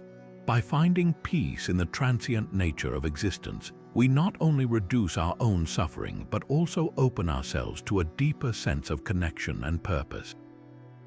Now turning to the Stoic teaching of compassion, we find a powerful reminder that kindness and understanding are not signs of weakness but of strength. The Stoics believed that treating others with empathy, even in the face of conflict or disagreement, is essential for building meaningful relationships and fostering a sense of community. Compassion allows us to see beyond our own perspectives and connect with the humanity in others, even when it's challenging. Consider a situation where you're in a heated argument with a colleague or loved one. It's easy to let frustration take over, but practicing compassion means pausing to ask yourself, what might they be feeling right now? What struggles are they facing that I can't see? This shift in perspective doesn't mean you have to agree with them, but it does create space for understanding and resolution. By approaching conflicts with empathy, we often find that the tension softens and solutions become more attainable. Compassion also extends to how we treat ourselves. The Stoics emphasize that self-compassion is just as important as showing kindness to others. When we make mistakes or face setbacks, it's easy to fall into self-criticism. But treating ourselves with the same understanding we'd offer a friend can help us recover more quickly and move forward with resilience. For example, instead of berating yourself for a missed opportunity, try reflecting on what you've learned and how you can grow from the experience. One practical way to cultivate compassion is through small, intentional acts of kindness. This could be as simple as offering a listening ear to someone in need, expressing gratitude to a coworker, or even smiling at a stranger. These actions not only brighten someone else's day, but also reinforce our own sense of connection and purpose. The Stoics understood that compassion is a practice, something we can strengthen over time through consistent effort. By embracing compassion, we not only improve our relationships but also contribute to a more harmonious world. It's a reminder that we're all part of a larger community, and our actions, no matter how small, have the power to create ripples of positivity. As we move forward, let's carry this teaching with us, striving to meet both others and ourselves with kindness, even in the most challenging moments. Now shifting our focus to the practical steps for developing empathy, let's explore how we can actively cultivate this essential quality in our daily lives. One of the most effective techniques is active listening. This means fully engaging with the person speaking, not just hearing their words, but also paying attention to their tone, body language, and emotions. When we listen without interrupting or planning our response, we create a space where others feel truly heard and understood. This simple act can deepen connections and foster mutual respect. Another powerful exercise is perspective taking. Imagine stepping into someone else's shoes, even if only for a moment. Ask yourself, what might they be experiencing? What challenges or fears could they be facing? This practice helps us move beyond our own biases and assumptions, allowing us to see the world through their eyes. It's not about agreeing with every viewpoint, but about understanding where others are coming from. This shift in perspective can transform how we approach conflicts and build stronger, more empathetic relationships. The benefits of empathy extend far beyond the person receiving it. For the giver, practicing empathy can lead to greater emotional intelligence, reduced stress, and a deeper sense of fulfillment. When we connect with others on a human level, we often find that our own struggles feel lighter and our sense of purpose grows. Empathy reminds us that we're not alone in our challenges and that our actions can have a profound impact on those around us. Consider the story of Marcus Aurelius, one of history's most renowned Stoic figures. Despite his immense power as a Roman emperor, he consistently demonstrated compassion and empathy, even in the face of adversity. During times of war and political turmoil, he made it a point to understand the perspectives of his soldiers, advisors, and even his enemies. His writings reveal a deep commitment to treating others with dignity and respect, regardless of their status or actions. By embodying empathy, Marcus Aurelius not only strengthened his leadership, but also left a lasting legacy of wisdom and humanity. As we reflect on these techniques and examples, let's remember that empathy is a skill we can develop with practice. Whether it's through active listening, perspective taking, or small acts of kindness, each effort brings us closer to a more compassionate and connected world. By embracing empathy, we not only enrich our own lives, but also contribute to the well-being of those around us, creating ripples of understanding and kindness that extend far beyond ourselves. Now turning to the Stoic principle of living in accordance with nature, we find a profound yet practical teaching that can bring clarity and balance to our lives. At its core, this principle encourages us to align our actions with the natural order of the world, embracing simplicity and focusing on what truly matters. The Stoics believed that by understanding and accepting the rhythms of nature, we can live more harmoniously and authentically. Living in accordance with nature means recognizing that we are part of a larger system, one that operates with its own logic and purpose. Instead of resisting or trying to control the natural flow of life, we learn to work with it. This might mean accepting the inevitability of change, understanding that seasons of hardship and joy are both part of the human experience. By aligning our actions with this natural order, we reduce unnecessary stress and find a deeper sense of peace. One way to apply this teaching is by simplifying our lives. In a world filled with distractions and endless demands, it's easy to lose sight of what truly matters. The Stoics remind us to strip away the non-essentials and focus on what aligns with our values and the natural order. This could mean decluttering our physical spaces, reducing commitments that drain our energy, or prioritizing relationships and activities that bring genuine fulfillment. When we let go of what doesn't serve us, we create space for what does, allowing us to live more intentionally. Another aspect of this principle is embracing our own nature as human beings.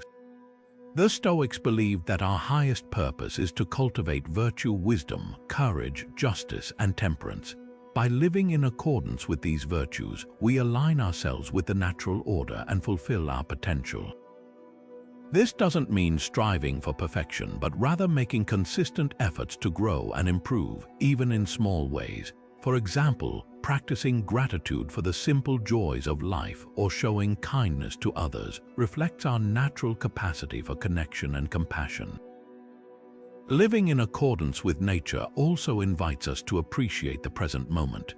Nature operates in the here and now without dwelling on the past or worrying about the future.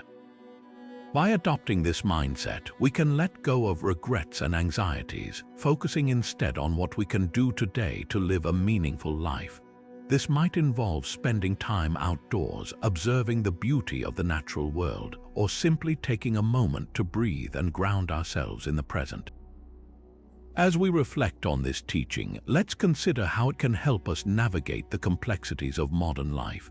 By aligning our actions with the natural order, we can simplify our priorities, deepen our sense of purpose, and find greater harmony within ourselves and the world around us. This principle reminds us that fulfillment doesn't come from external achievements, but from living authentically and in tune with the rhythms of life. Now, let's explore how we can bring the Stoic principle of living in accordance with nature into our daily lives through practical steps. Simplifying life isn't just about getting rid of physical clutter, it's about creating space for what truly matters. One of the most effective ways to start is by decluttering your environment. Take a look around your home or workspace. Are there items that no longer serve a purpose or bring you joy? Letting go of these can create a sense of calm and clarity, allowing you to focus on what aligns with your values. Another key step is reducing distractions. In today's fast-paced world, it's easy to get caught up in endless notifications, social media, and multitasking. The Stoics would encourage us to step back and ask ourselves, are these activities adding value to my life, or are they pulling me away from what's truly important? Consider setting boundaries like designated times for checking emails or limiting screen time. By doing so, you reclaim your attention and energy for activities that bring fulfillment and meaning. Prioritizing meaningful activities is another way to simplify life. Think about what truly matters to you, whether it's spending time with loved ones, pursuing a passion, or contributing to your community. The Stoics believed that aligning our actions with our values leads to a more authentic and purposeful life. Start by identifying one or two activities that resonate deeply with you and make them a priority. Let go of commitments that feel draining or misaligned with your goals. This intentional approach helps you focus on what brings joy and fulfillment rather than spreading yourself too thin. The connection between simplicity and inner peace is profound. When we strip away the non-essentials, we create room for clarity and calm. Think of it like clearing a cluttered desk. Once the unnecessary items are removed, you can see what's truly important and work more effectively. This principle applies to our mental and emotional lives as well. By simplifying our thoughts and focusing on what we can control, we reduce stress and cultivate a sense of inner harmony. Consider the example of Henry David Thoreau, who famously embraced simplicity by living in a small cabin at Walden Pond. Thoreau's experiment wasn't just about minimalism, it was about aligning his life with nature and his values. By removing distractions and focusing on the essentials, he found clarity and a deeper connection to the world around him. His story reminds us that simplicity isn't about deprivation, but about creating space for what truly matters. As you reflect on these steps, think about how you can apply them in your own life. What can you let go of to create more space for joy and purpose? How can you align your daily actions with the natural rhythms of life? By embracing simplicity, you not only reduce stress but also open the door to a more intentional and fulfilling way of living. This Stoic teaching invites us to find peace not in external achievements but in the quiet moments of alignment with our true nature. Now, let's shift our focus to the transformative power of gratitude, a cornerstone of Stoic philosophy. The Stoics believed that practicing gratitude is not just a feel-good exercise but a profound way to cultivate contentment and resilience. By focusing on what we have rather than what we lack, we can shift our perspective and find peace in the present moment. Gratitude helps us recognize the abundance in our lives, even in the face of challenges, and reminds us that true wealth lies not in material possessions but in our ability to appreciate what we already possess. One simple yet powerful way to practice gratitude is by keeping a gratitude journal. Each day, take a few moments to write down 3 things you're thankful for. These don't have to be grand or extraordinary. They can be as simple as a warm cup of coffee, a kind word from a friend, or the beauty of a sunset. Over time, this practice trains your mind to notice and appreciate the small blessings that often go unnoticed. It's a way of rewiring your brain to focus on the positive, even when life feels overwhelming. Another effective method is the Stoic practice of reflecting on what you have before it's gone. Imagine losing something you value, your health, your relationships, or even your home. How would you feel? Now, bring your attention back to the present and appreciate that these things are still part of your life. This exercise, known as negative visualization, not only deepens your sense of gratitude but also prepares you to face potential losses with greater resilience. Gratitude can also be expressed through actions. Take a moment each day to thank someone who has made a difference in your life, whether it's a family member, a colleague, or even a stranger. A simple thank you can strengthen relationships and create a ripple effect of kindness. The Stoics understood that gratitude is not just a personal practice, but a way of fostering connection and goodwill in the world around us. Consider the example of Marcus Aurelius, who often reflected on the people and experiences he was grateful for in his personal writings. Despite the immense pressures of ruling an empire, he found solace in acknowledging the support of others and the lessons he learned from adversity. His gratitude wasn't just a fleeting emotion, it was a deliberate practice that helped him maintain perspective and inner peace. As you incorporate gratitude into your daily life, notice how it transforms your mindset. Instead of dwelling on what's missing, you'll begin to see the abundance that surrounds you. This shift in perspective can reduce dissatisfaction, ease stress, and open your heart to joy. Gratitude, in the Stoic sense, is not about ignoring life's difficulties but about finding light even in the darkest moments. It's a practice that reminds us to live fully, appreciate deeply, and embrace the beauty of the present. Now, let's explore some practical rituals and habits that can help you weave gratitude into the fabric of your daily life. One of the most effective ways to start is with a morning gratitude reflection. As you wake up, take a few moments to think about 3 things you're grateful for. This simple practice sets a positive tone for the day, helping you approach challenges with a sense of abundance rather than scarcity. It's like planting seeds of appreciation that grow throughout your day, reminding you of the good even when things get tough. Another powerful ritual is the evening gratitude journal. Before bed, write down 3 things that went well during the day or moments that brought you joy. This practice not only helps you end the day on a positive note, but also trains your mind to scan for the good, even in ordinary moments. Over time, this habit can rewire your brain to focus on what's working in your life rather than what's not.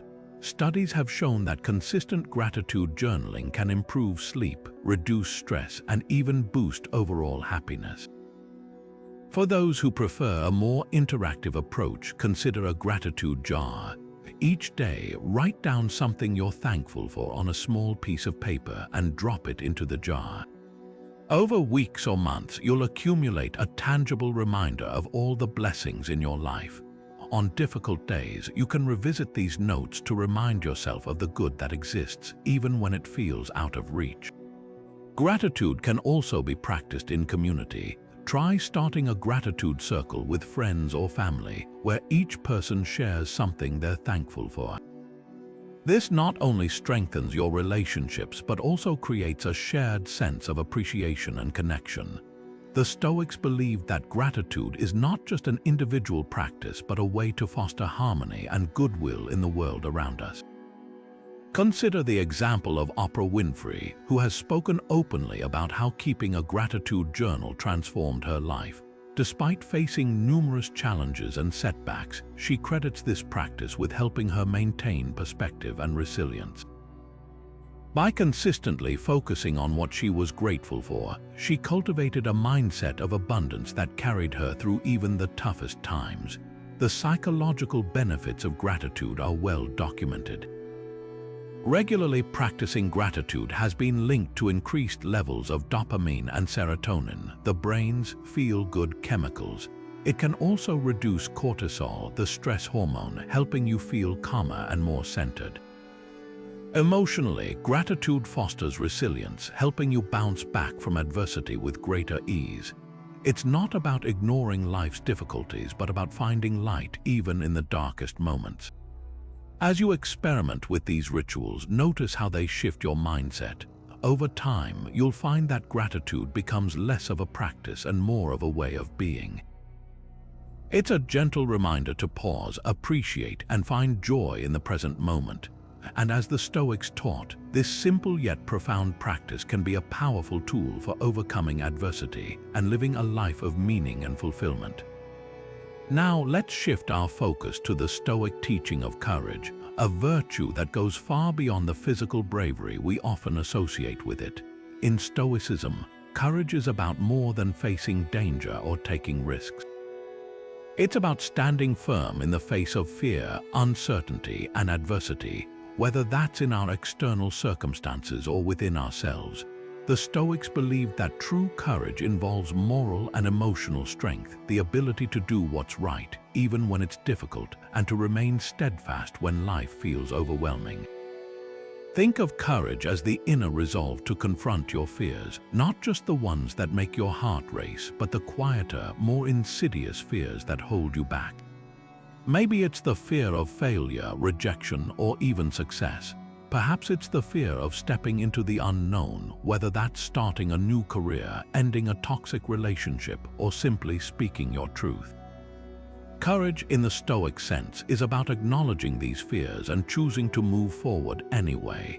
It's about embracing discomfort as a necessary part of growth.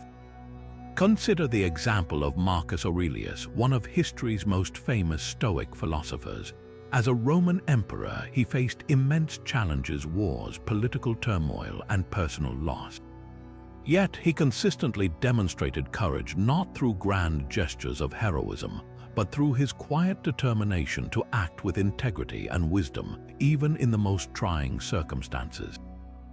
His writings in Meditations reveal a man who understood that courage is as much about inner resilience as it is about outward action.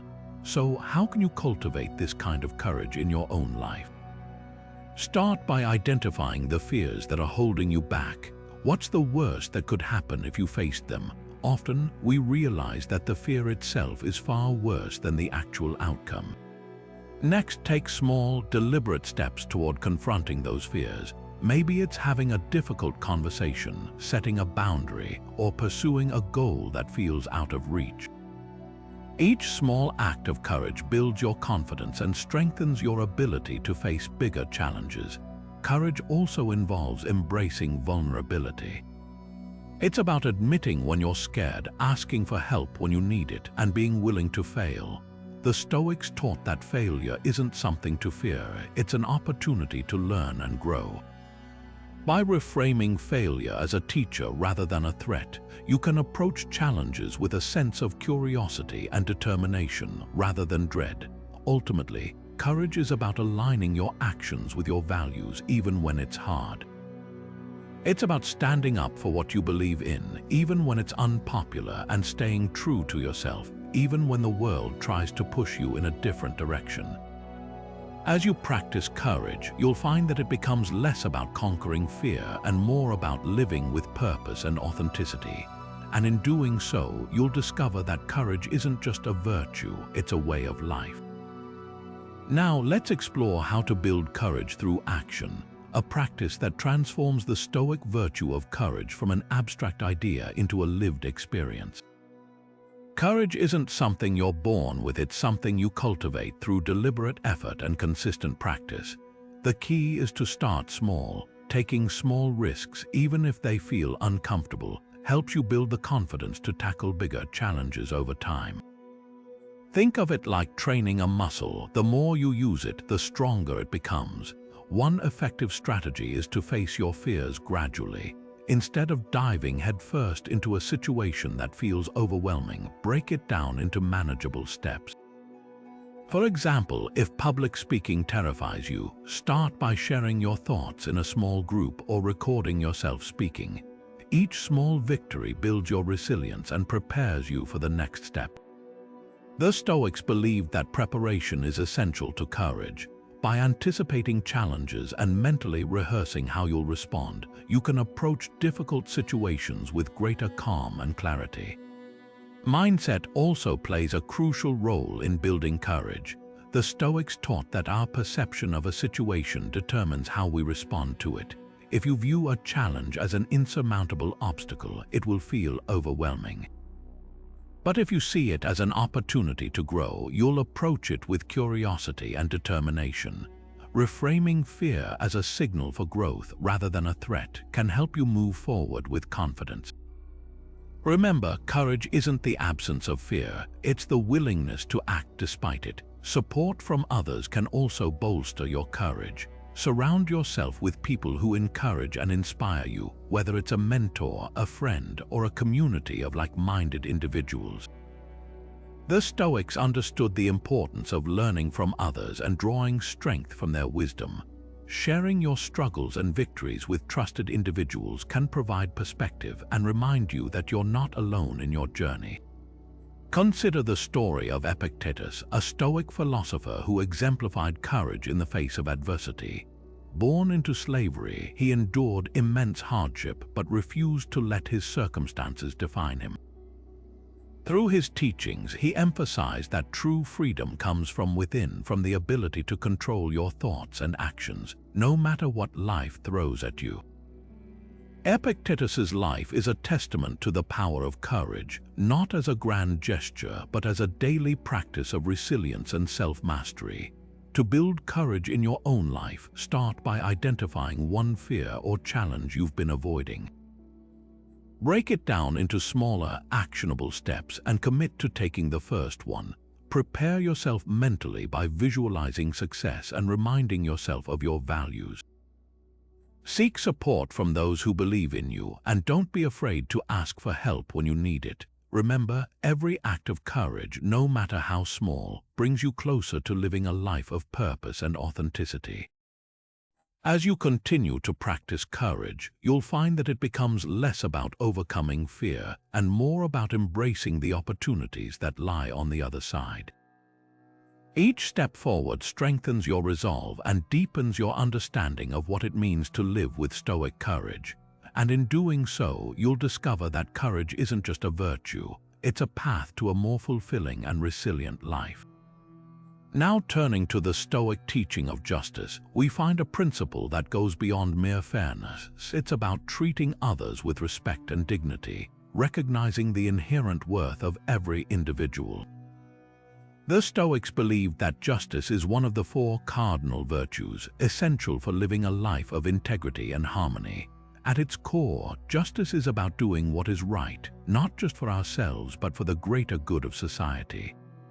It's a reminder that our actions have ripple effects, influencing not only our own lives but also the lives of those around us.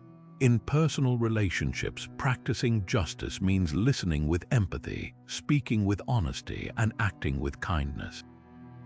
It's about giving others the respect they deserve, even when disagreements arise. For example, when conflicts occur, the Stoic approach would be to seek understanding rather than victory.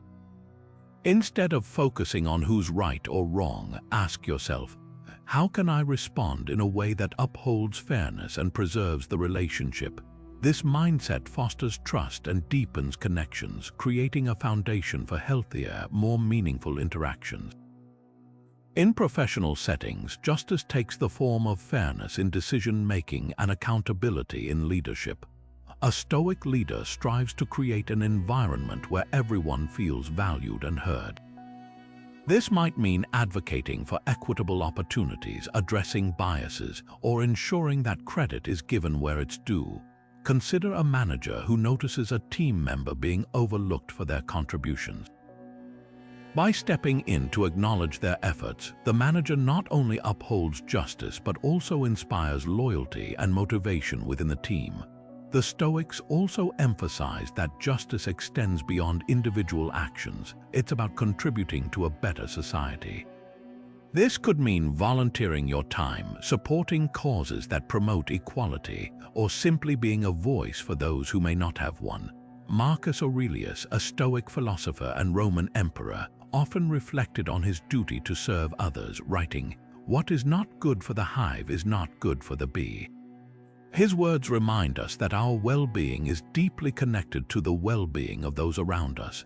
To practice justice in your own life, start by reflecting on your daily interactions. Are you treating others with the fairness and respect they deserve? Are there areas where you could advocate for equity or stand up for what's right? Small actions like listening without judgment or offering help to someone in need can have a profound impact. Remember, justice isn't about grand gestures. It's about consistent, intentional choices that align with your values. As you embrace this teaching, you'll find that practicing justice not only strengthens your relationships, but also brings a sense of purpose and fulfillment. It's a powerful reminder that we are all interconnected and our actions, no matter how small, contribute to the fabric of society. By living justly, you not only honor the Stoic virtues but also create a legacy of fairness and respect that inspires others to do the same. Now turning to the expanded teaching of advocating for others, we see how Stoic principles can inspire us to take meaningful action in support of justice and marginalized groups. The Stoics believed that true virtue lies not just in personal integrity, but in actively contributing to the well-being of others. This teaching challenges us to look beyond our own lives and consider how we can make a positive difference in the world around us. One way to advocate for others is by using your voice to amplify those who are often unheard. This could mean speaking up in meetings, sharing resources, or using social media to raise awareness about important issues. For example, if you notice a colleague being excluded or overlooked, take the initiative to include them in conversations or projects. Small actions like these can create a ripple effect, fostering a more inclusive and equitable environment. Another powerful way to practice this teaching is by getting involved in your community. Volunteering your time or skills to organizations that support marginalized groups is a tangible way to live out Stoic values. Whether it's mentoring a young person, helping at a food bank, or participating in local advocacy efforts, these acts of service not only benefit others but also deepen your sense of connection and purpose. The Stoics also remind us that justice is not just about grand gestures, it's about the everyday choices we make. Something as simple as listening to someone's story without judgment or offering a kind word to someone who's struggling can have a profound impact. These small acts of kindness and fairness reflect the Stoic belief that every individual deserves respect and dignity. Consider the story of Epictetus, a Stoic philosopher who was born into slavery. Despite his circumstances, he taught that true freedom comes from within and that we all have the power to choose how we respond to life's challenges. His teachings inspire us to stand up for those who are oppressed, recognizing that our actions, no matter how small, can contribute to a more just and compassionate world. To put this teaching into practice, start by identifying a cause or issue that resonates with you. Reflect on how you can use your unique skills, resources, or platform to make a difference. Remember, advocating for others doesn't require you to have all the answers. It simply requires a willingness to take action and stand up for what's right.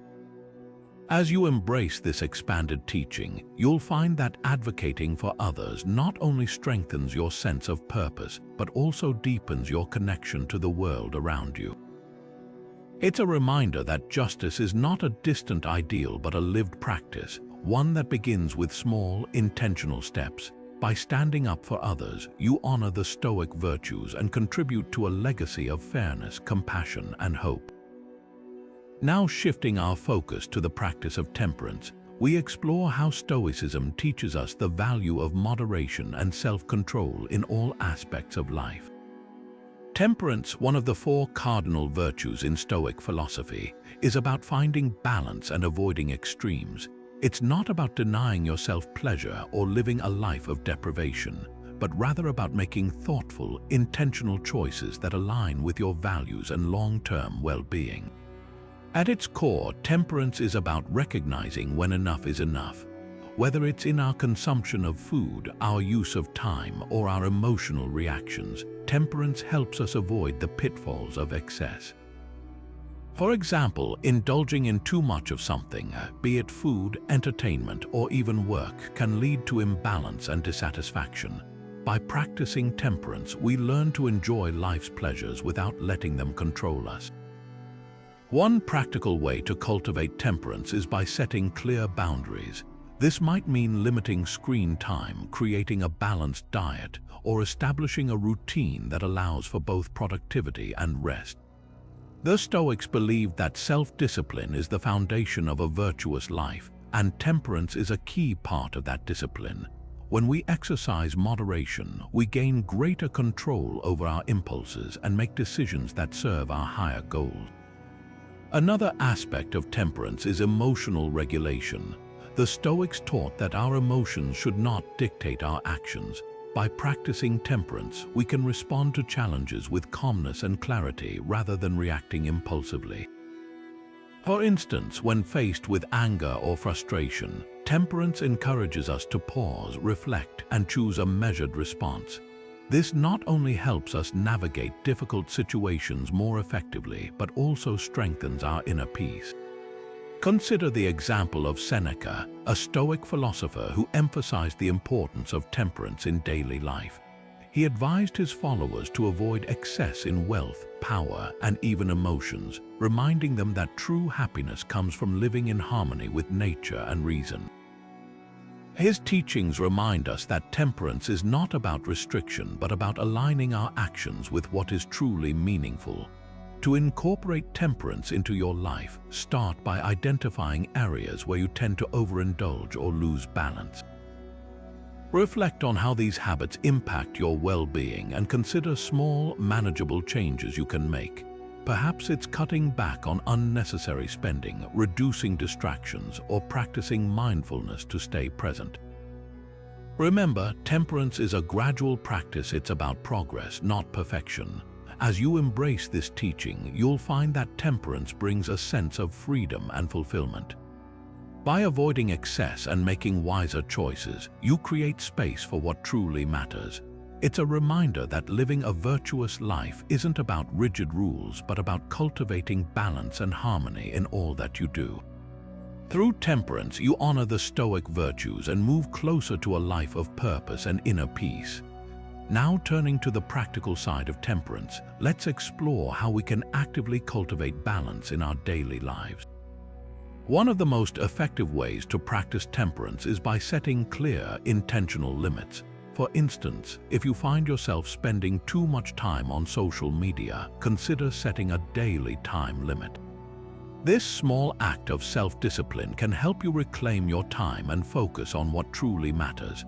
Similarly, in your diet, temperance might mean enjoying your favorite foods in moderation rather than overindulging. It's about savoring the experience without letting it control you. Another powerful tool for cultivating temperance is mindfulness. By staying present and aware of your actions, you can make more deliberate choices. For example, before making a purchase, take a moment to reflect on whether it aligns with your values and long-term goals. This simple pause can help you avoid impulsive decisions and foster a sense of balance. Mindfulness also extends to how you manage your emotions. When you feel overwhelmed or tempted to react impulsively, take a deep breath and ask yourself, is this response serving me or my goals? This practice can help you respond with clarity rather than being driven by momentary emotions. Reflecting on your priorities is another key aspect of temperance. Take time each day to evaluate what truly matters to you. Are your actions aligned with your values, or are you being pulled in too many directions? By regularly assessing your priorities, you can make adjustments that bring greater harmony to your life. For example, if you notice that work is consuming too much of your time, consider setting boundaries to create space for rest and relationships. Temperance isn't about perfection, it's about making consistent, thoughtful choices that support your well-being. The benefits of moderation extend to every area of life. In diet, temperance helps you enjoy food without guilt or overindulgence, leading to better physical health and energy. In work, it prevents burnout by encouraging a balance between productivity and rest. And in leisure, it allows you to fully enjoy your hobbies and downtime without letting them become distractions. By practicing temperance, you create a life that feels balanced and fulfilling. Consider the example of Marcus Aurelius, the Roman emperor and Stoic philosopher, who exemplified temperance in his leadership and personal life. Despite his immense power, he lived modestly and focused on serving others rather than indulging in excess. His journals reveal a man deeply committed to self-discipline and balance, even in the face of immense challenges. His life reminds us that temperance is not about denying ourselves, but about aligning our actions with what is truly meaningful. To bring temperance into your own life, start small. Identify one area where you feel out of balance and set a realistic goal to address it. Maybe it's reducing screen time, eating more mindfully, or carving out time for rest. Remember, temperance is a practice, not a destination. Each small step you take brings you closer to a life of harmony and purpose. As you embrace this teaching, you'll find that temperance isn't about restriction. It's about creating space for what truly matters, allowing you to live with greater freedom and fulfillment. Now, shifting our focus to the power of reflection, let's explore how the Stoic practice of daily reflection can transform your life. At its core, daily reflection is about taking a few moments each day to pause and review your actions, thoughts, and emotions. This simple yet profound habit allows you to step back from the chaos of life and gain clarity on what truly matters. By examining your day, you can identify patterns, celebrate progress, and learn from mistakes, all of which contribute to greater self-awareness and personal growth. One practical way to incorporate daily reflection into your routine is through journaling. At the end of each day, take 5 to 10 minutes to write down your thoughts. Ask yourself questions like, what went well today? What could I have done differently? And what did I learn? This process helps you process your experiences and extract valuable lessons. For example, if you faced a challenging situation at work, reflecting on how you handled it can reveal areas for improvement or affirm strategies that worked well. Over time, this practice builds a deeper understanding of yourself and your responses to life's challenges. Another approach is the Stoic evening review, a technique used by philosophers like Seneca and Marcus Aurelius. This involves reflecting on 3 key questions: what did I do well today? Where did I fall short? And how can I improve tomorrow? By focusing on both successes and areas for growth, you cultivate a balanced perspective that encourages continuous improvement. For instance, if you lost your temper during a conversation, reflecting on the triggers and your reaction can help you respond more calmly in the future. This practice not only fosters self-awareness but also strengthens your ability to navigate adversity with grace. Daily reflection also helps you align your actions with your values. When you take time to evaluate whether your choices reflect your principles, you create a stronger sense of purpose and integrity. For example, if one of your core values is kindness, reflecting on moments when you acted with compassion or missed opportunities to do so can guide your behavior moving forward. This alignment between values and actions is a cornerstone of Stoic philosophy and a powerful tool for living a meaningful life. The benefits of daily reflection extend beyond personal growth. It can also improve your relationships and decision-making. By regularly examining your interactions with others, you become more mindful of how your words and actions impact those around you. This awareness can lead to more thoughtful communication and stronger connections. Additionally, reflecting on past decisions helps you make wiser choices in the future. For instance, if you've struggled with procrastination, reflecting on the consequences of delaying tasks can motivate you to take action sooner. Consider the example of Marcus Aurelius, whose personal writings in Meditations are a testament to the power of daily reflection. Despite his responsibilities as a Roman emperor, he made time each day to reflect on his thoughts and actions. His journals reveal a man deeply committed to self-improvement and moral integrity, even in the face of immense pressure. His example reminds us that reflection is not a luxury but a necessity for anyone seeking to live with purpose and resilience. To start your own practice of daily reflection, choose a method that feels natural to you. Whether it's journaling, meditation, or simply sitting quietly with your thoughts, the key is consistency. Begin with just a few minutes each day and gradually expand as the habit takes root. Remember, the goal is not to judge yourself harshly but to learn and grow. As you make reflection a regular part of your routine, you'll find that it becomes a source of clarity, strength, and peace, helping you navigate life's challenges with greater wisdom and confidence. Now turning to the practical side of daily reflection, let's dive deeper into journaling as a tool for growth. Journaling is more than just writing down your thoughts. It's a structured way to process your experiences, emotions, and decisions. One effective technique is the Stoic evening review, which involves asking yourself 3 key questions at the end of each day. What did I do well today? Where did I fall short, and how can I improve tomorrow? These prompts encourage you to celebrate your successes, acknowledge your mistakes, and set intentions for the future.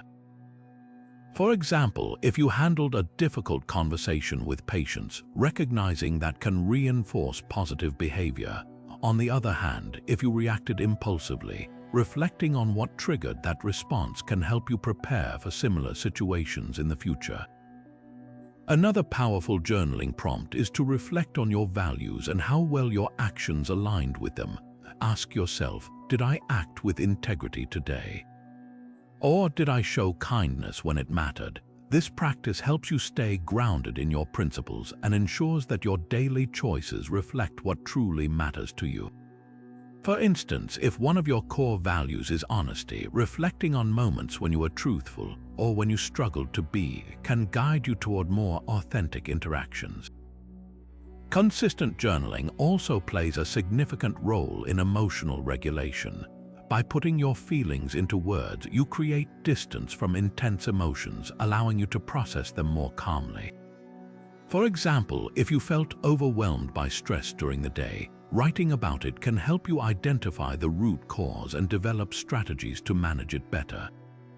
Over time, this practice builds emotional resilience, helping you respond to challenges with greater composure and clarity. In addition to emotional benefits, journaling enhances decision-making. Reflecting on past choices allows you to identify patterns and learn from both successes and failures.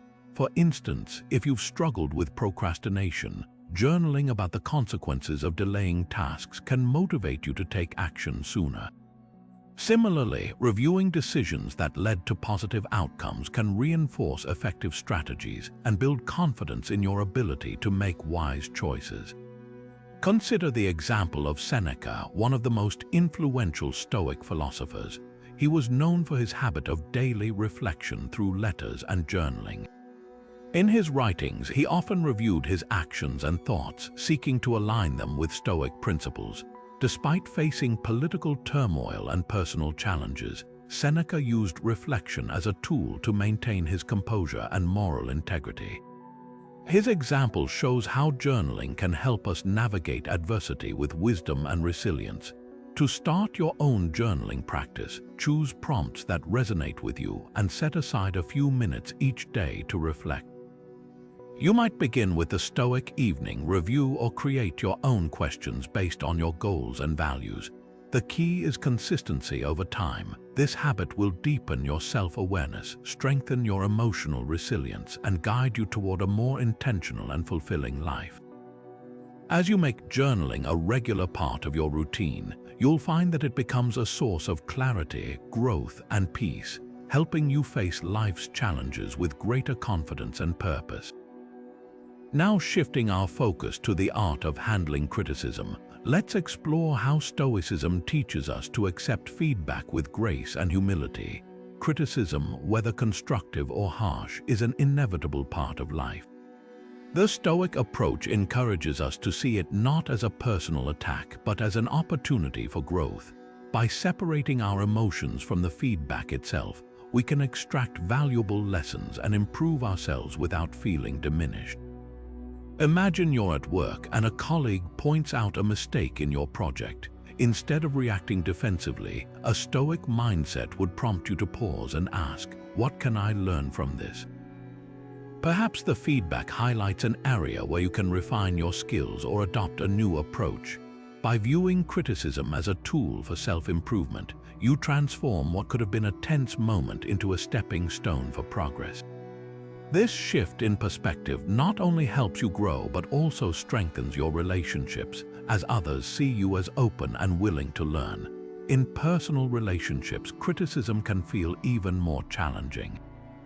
For instance, if a loved one expresses frustration about something you've done, it's easy to take it personally. However, Stoicism teaches us to focus on the intention behind the feedback.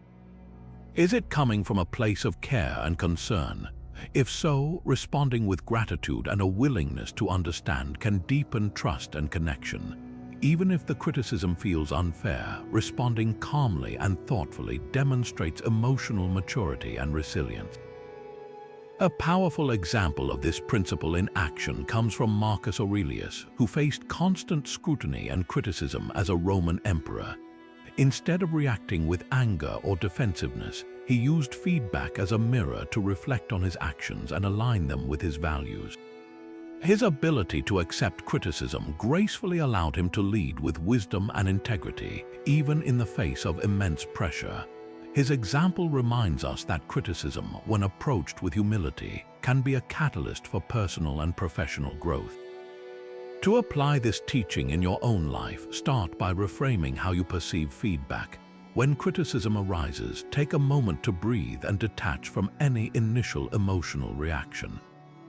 Ask yourself, what truth does this hold, or how can I use this to improve? Practicing this mindset consistently will help you build resilience and foster a culture of growth in your interactions.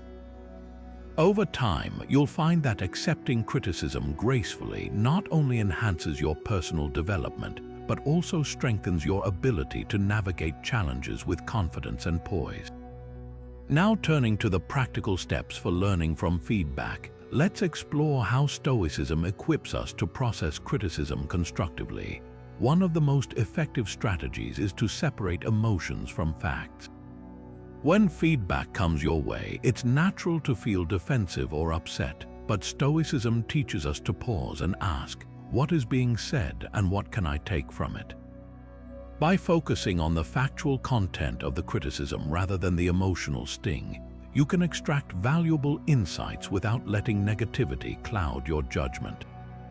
Another powerful approach is to seek constructive input proactively. Instead of waiting for feedback to come to you, actively ask for it from trusted colleagues, mentors, or loved ones. This not only shows your willingness to grow, but also ensures that the feedback you receive is thoughtful and actionable. For example, after completing a project, you might ask, what could I have done differently to improve the outcome? This mindset shifts criticism from something to fear into a tool for continuous improvement. Self-reflection plays a crucial role in this process. After receiving feedback, take time to reflect on it honestly. Ask yourself, does this align with my values and goals? How can I use this to become better? Journaling can be a helpful practice here, allowing you to process your thoughts and identify patterns over time. By regularly reflecting on feedback, you build self-awareness and resilience, two qualities that are central to Stoic philosophy.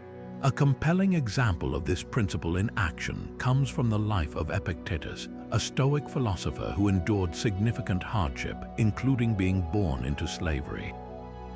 Despite facing constant criticism and adversity, Epictetus used feedback as a means to refine his character and teachings.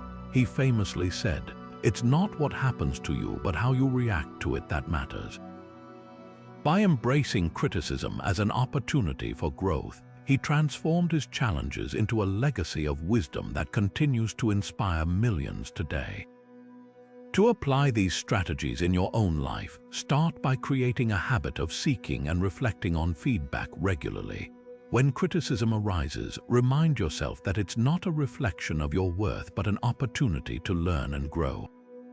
Over time, this practice will help you build emotional resilience and a deeper understanding of yourself, enabling you to navigate life's challenges with greater confidence and clarity. Now shifting our focus to the virtue of patience, let's explore how Stoicism teaches us to embrace this essential quality for long-term success. In the Stoic view, patience is not merely waiting passively, but actively maintaining composure and persistence in the face of delays, obstacles, or setbacks. It's about understanding that meaningful progress often takes time, and that rushing or resisting the natural pace of life only leads to frustration and burnout. Cultivating patience allows us to reduce the emotional toll of frustration. When we accept that some things are beyond our immediate control, we free ourselves from the stress of trying to force outcomes. For instance, imagine working toward a career goal or a personal project. Progress might feel slow and setbacks might feel discouraging. But by practicing patience, we can shift our mindset from "why isn't this happening faster?" to "what can I learn from this process?" This shift not only reduces frustration, but also helps us stay committed to our goals even when the path feels long and uncertain. Patience also strengthens perseverance. Stoicism teaches us that enduring challenges with a calm and steady mindset builds resilience. Think of patience as a muscle. The more we exercise it, the stronger it becomes. When we face delays or obstacles, instead of giving up, we learn to adapt and keep moving forward. This is especially valuable in areas like personal growth, relationships, or creative endeavors, where progress is often gradual and non-linear. To apply this teaching in your own life, start by reframing how you view time and progress. Instead of focusing solely on the end result, appreciate the journey and the lessons it brings. When you encounter setbacks, remind yourself that they are part of the process, not a sign of failure. Small, consistent actions often lead to significant results over time. By practicing patience, you'll not only navigate life's challenges with greater ease, but also find deeper satisfaction in the process itself. As we move forward, let's delve into how mindfulness practices can further enhance our ability to cultivate patience and maintain focus in the face of adversity. Now turning to the practical side of patience, let's explore how mindfulness can serve as a powerful tool to strengthen this virtue. Mindfulness, at its core, is about being fully present in the moment, observing your thoughts and emotions without judgment. When applied to patience, it helps us pause, reflect, and respond thoughtfully rather than react impulsively to delays or setbacks. For example, when you're stuck in traffic or waiting for an important email, instead of letting frustration take over, mindfulness encourages you to focus on your breath or observe your surroundings. This simple shift can transform a stressful moment into an opportunity for calm and clarity.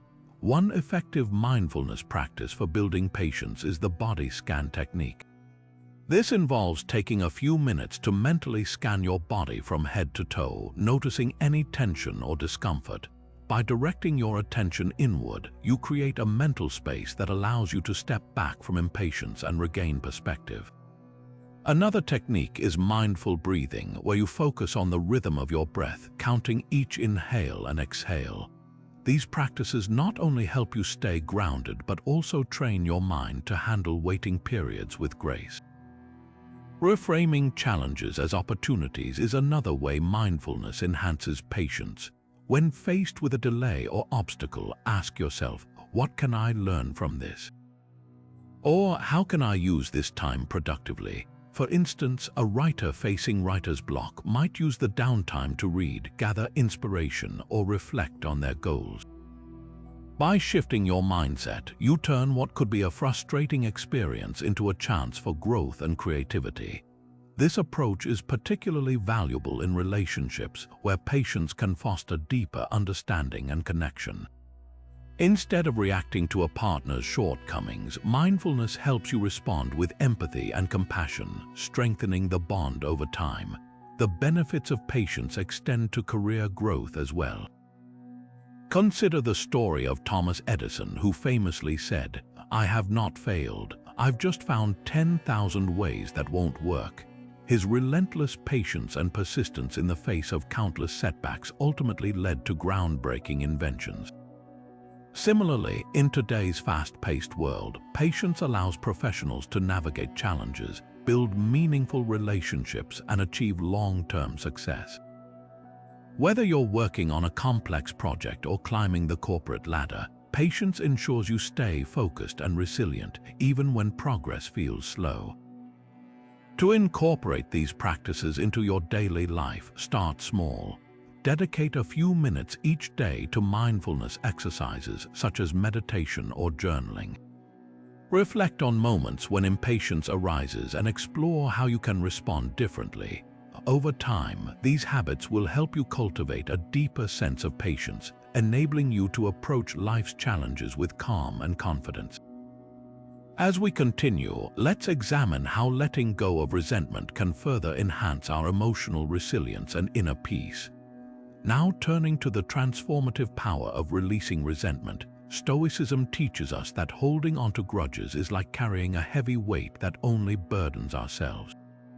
Resentment, at its core, is an emotional attachment to past wrongs, and it often does more harm to the person holding it than to the one who caused it. By clinging to anger or bitterness, we allow those negative emotions to occupy our minds, draining our energy and clouding our ability to live fully in the present. The Stoics believed that true freedom comes from letting go of these emotional chains and focusing on what we can control, our own thoughts and actions. Consider how resentment can strain relationships. When we hold on to past grievances, it creates a barrier between us and others, preventing genuine connection and understanding. For example, imagine a disagreement with a close friend or family member that leaves you feeling hurt. If you dwell on that hurt, it can grow into resentment, poisoning your interactions and making it difficult to move forward.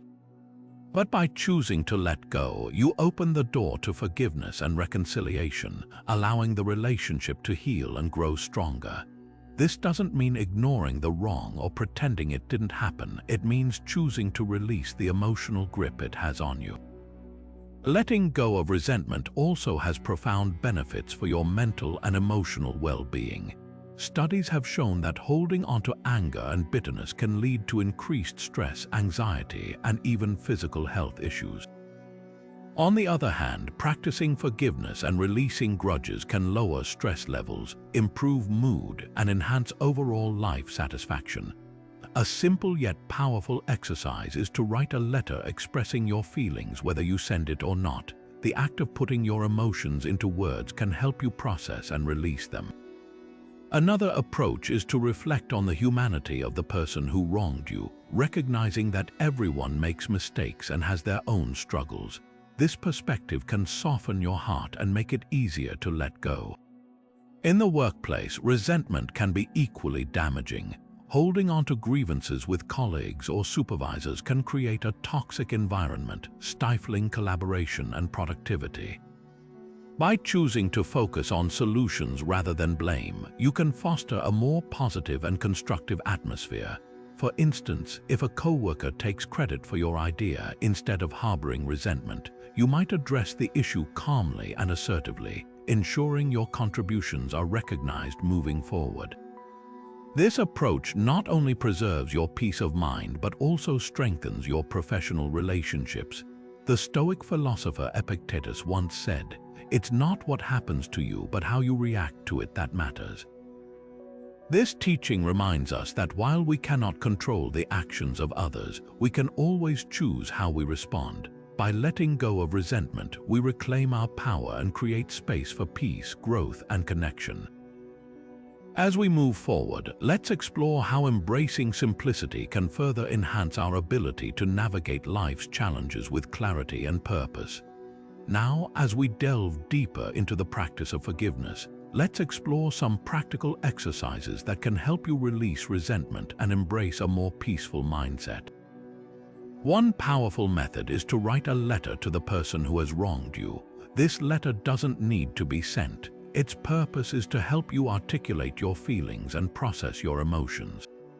By putting your thoughts into words, you create a sense of closure and clarity, allowing you to let go of the emotional weight you've been carrying. This act of expression can be incredibly freeing, as it shifts your focus from holding onto pain to actively releasing it.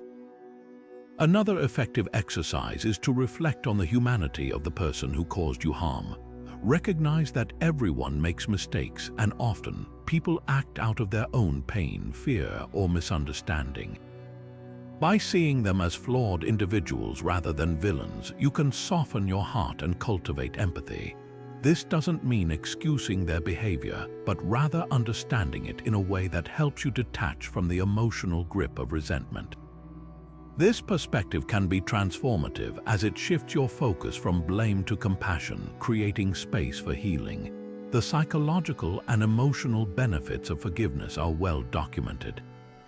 Studies have shown that letting go of resentment can reduce stress, lower blood pressure, and improve overall mental health. It can also enhance your relationships as forgiveness fosters trust, understanding, and deeper connections. When you release grudges, you free up mental and emotional energy that can be redirected toward more positive and fulfilling pursuits. Forgiveness is not just a gift to others, it's a gift to yourself, allowing you to live with greater peace and joy. Consider the story of Marcus Aurelius, one of the most renowned Stoic philosophers and a Roman emperor. Despite facing countless betrayals and challenges during his reign, Marcus Aurelius chose to respond with forgiveness and understanding. In his personal writings, he often reflected on the importance of seeing others as fellow human beings, flawed and imperfect, yet deserving of compassion. He believed that holding on to anger only harmed oneself, and that true strength lay in the ability to forgive and move forward. His example reminds us that forgiveness is not a sign of weakness, but a profound act of courage and wisdom. As you practice forgiveness, remember that it is a process, not a one-time event. It requires patience, self-reflection, and a willingness to let go of the past. Start small, perhaps by forgiving minor slights or misunderstandings, and gradually work your way toward more significant grievances. Each act of forgiveness, no matter how small, brings you closer to inner peace and emotional freedom. With this in mind, let's now explore how embracing simplicity can further enhance our ability to navigate life's challenges with clarity and purpose. Now turning to the concept of simplicity, Stoicism teaches us that embracing a simpler life can be a powerful tool for reducing stress and gaining clarity. Simplicity, in the Stoic sense, is about stripping away the unnecessary distractions and focusing on what truly matters. It's not about living with less for the sake of it, but about creating space for what brings genuine value and meaning to your life. When we simplify, we free ourselves from the chaos of excess and create room for deeper focus and fulfillment. Think about how often we clutter our lives with things that don't truly serve us: material possessions, endless commitments, or even the constant noise of social media. These distractions can pull us away from our core values and leave us feeling overwhelmed. By embracing simplicity, we can cut through the noise and reconnect with what's essential. This might mean decluttering your physical space, setting boundaries around your time, or letting go of relationships that drain your energy. The goal is to create a life that aligns with your values and allows you to thrive. Simplicity also helps us cultivate a sense of inner peace. When we're not constantly chasing after the next thing or trying to keep up with external expectations, we can focus on what truly brings us joy and satisfaction. This doesn't mean avoiding challenges or responsibilities, but rather approaching them with a clear and uncluttered mind. By simplifying, we can better navigate life's complexities and respond to adversity with greater resilience and calm. Consider the example of Seneca, the Stoic philosopher, who often wrote about the importance of living simply. He believed that wealth and possessions could easily become burdens if we let them define our happiness. Instead, he encouraged people to focus on cultivating inner wealth qualities like wisdom, virtue, and self-discipline. By prioritizing these internal treasures over external distractions, we can find a deeper sense of contentment and purpose. As you reflect on this teaching, ask yourself, what can I let go of to create more space for what truly matters? Whether it's a physical item, a toxic habit, or an unnecessary obligation, each step toward simplicity brings you closer to a life of clarity and focus. With this in mind, let's now explore how living with integrity can further guide us in aligning our actions with our deepest values. Now, shifting our focus to the practical side of simplicity, let's explore how decluttering your life can lead to greater mental clarity and peace. Decluttering isn't just about tidying up your physical space, it's about creating an environment that supports your well-being and aligns with your values. Start by taking a close look at your surroundings. Are there items in your home or workspace that no longer serve a purpose or bring you joy? Letting go of these things can be incredibly freeing. It's not about living with nothing, but about surrounding yourself with what truly matters. One effective way to begin is by tackling one area at a time. For example, start with your closet. Ask yourself, do I wear this? Does it make me feel good? If the answer is no, it might be time to let it go. The same principle applies to your digital life. Unsubscribe from emails you don't read, delete apps you no longer use, and organize your files so they're easy to find. These small steps can make a big difference in reducing mental clutter and creating a sense of order. Another key aspect of decluttering is reducing commitments. Many of us say yes to too many things, leaving little time for what truly matters. Take a moment to evaluate your schedule. Are there activities or obligations that drain your energy or don't align with your priorities?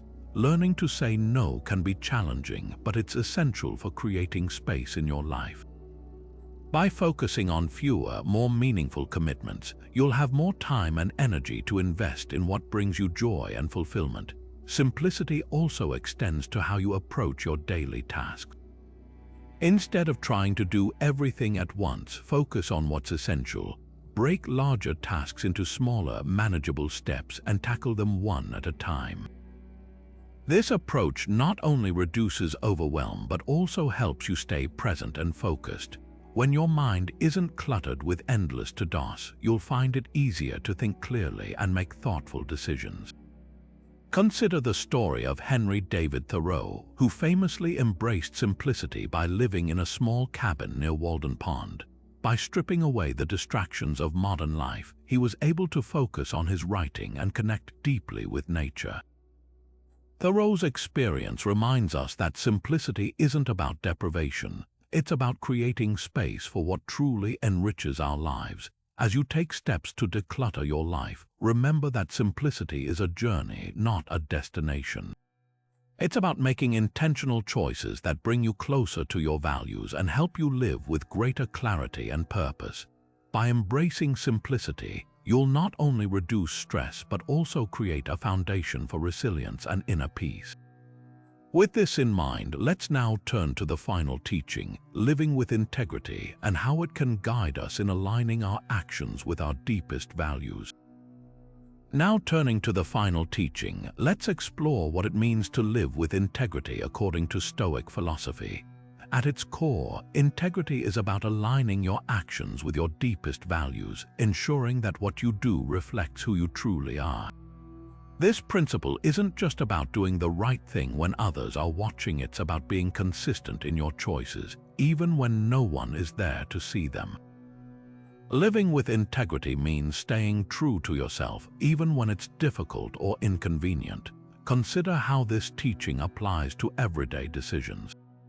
For instance, imagine you're faced with a situation at work where cutting corners might save time or effort, but it goes against your sense of honesty. A Stoic approach would encourage you to choose the harder path, the one that aligns with your values because it builds self-respect and trust both in yourself and with others. Integrity isn't just about external outcomes, it's about the inner peace that comes from knowing you've acted in accordance with your principles. One powerful example of living with integrity can be found in the life of Marcus Aurelius, the Roman emperor and Stoic philosopher. Despite holding immense power, he consistently chose to act with fairness, humility, and justice, even when it would have been easier to abuse his authority. His commitment to integrity not only earned him the respect of his people, but also allowed him to face challenges with a clear conscience and a steady mind. His life reminds us that integrity isn't about perfection, it's about striving to do what's right, even in the face of temptation or pressure. So, how can you start living with greater integrity in your own life? Begin by identifying your core values. What matters most to you? Is it honesty, kindness, courage, or something else? Once you've clarified your values, take a moment to reflect on your recent actions. Are they in alignment with what you believe in? If not, what small changes can you make to bring them closer together? This process of self-reflection and adjustment is at the heart of Stoic practice. Living with integrity also means being willing to admit when you've fallen short. None of us are perfect, and there will be times when we make mistakes or act in ways that don't align with our values. The key is to acknowledge these moments, learn from them, and recommit to doing better. This willingness to grow and improve is what builds resilience and self-respect over time. As we wrap up this exploration of Stoic teachings, remember that integrity is the foundation of a meaningful and resilient life. By aligning your actions with your values, you not only build trust with others, but also cultivate a deep sense of purpose and inner peace. Let this final teaching serve as a reminder that true strength comes from living authentically, even in the face of adversity. With that, we conclude our journey through the 25 Stoic teachings, each offering timeless wisdom to help you navigate life's challenges with clarity and courage. Now, as we delve deeper into the practice of aligning actions with values, let's explore some practical steps to help you live with greater integrity. Start by setting aside time for self-reflection. Ask yourself, what truly matters to me? What principles guide my decisions? Write these down in a journal or a list.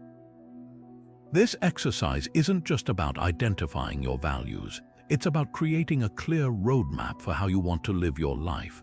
Once you've defined your core values, the next step is to evaluate your daily actions. Are they in harmony with what you believe in? If not, what small, intentional changes can you make to bring them into alignment? One effective way to ensure your actions reflect your values is to create a daily or weekly check-in. At the end of each day, take a few minutes to review your choices. Did you act with honesty, kindness, or courage when it mattered most? If you fell short, don't be discouraged.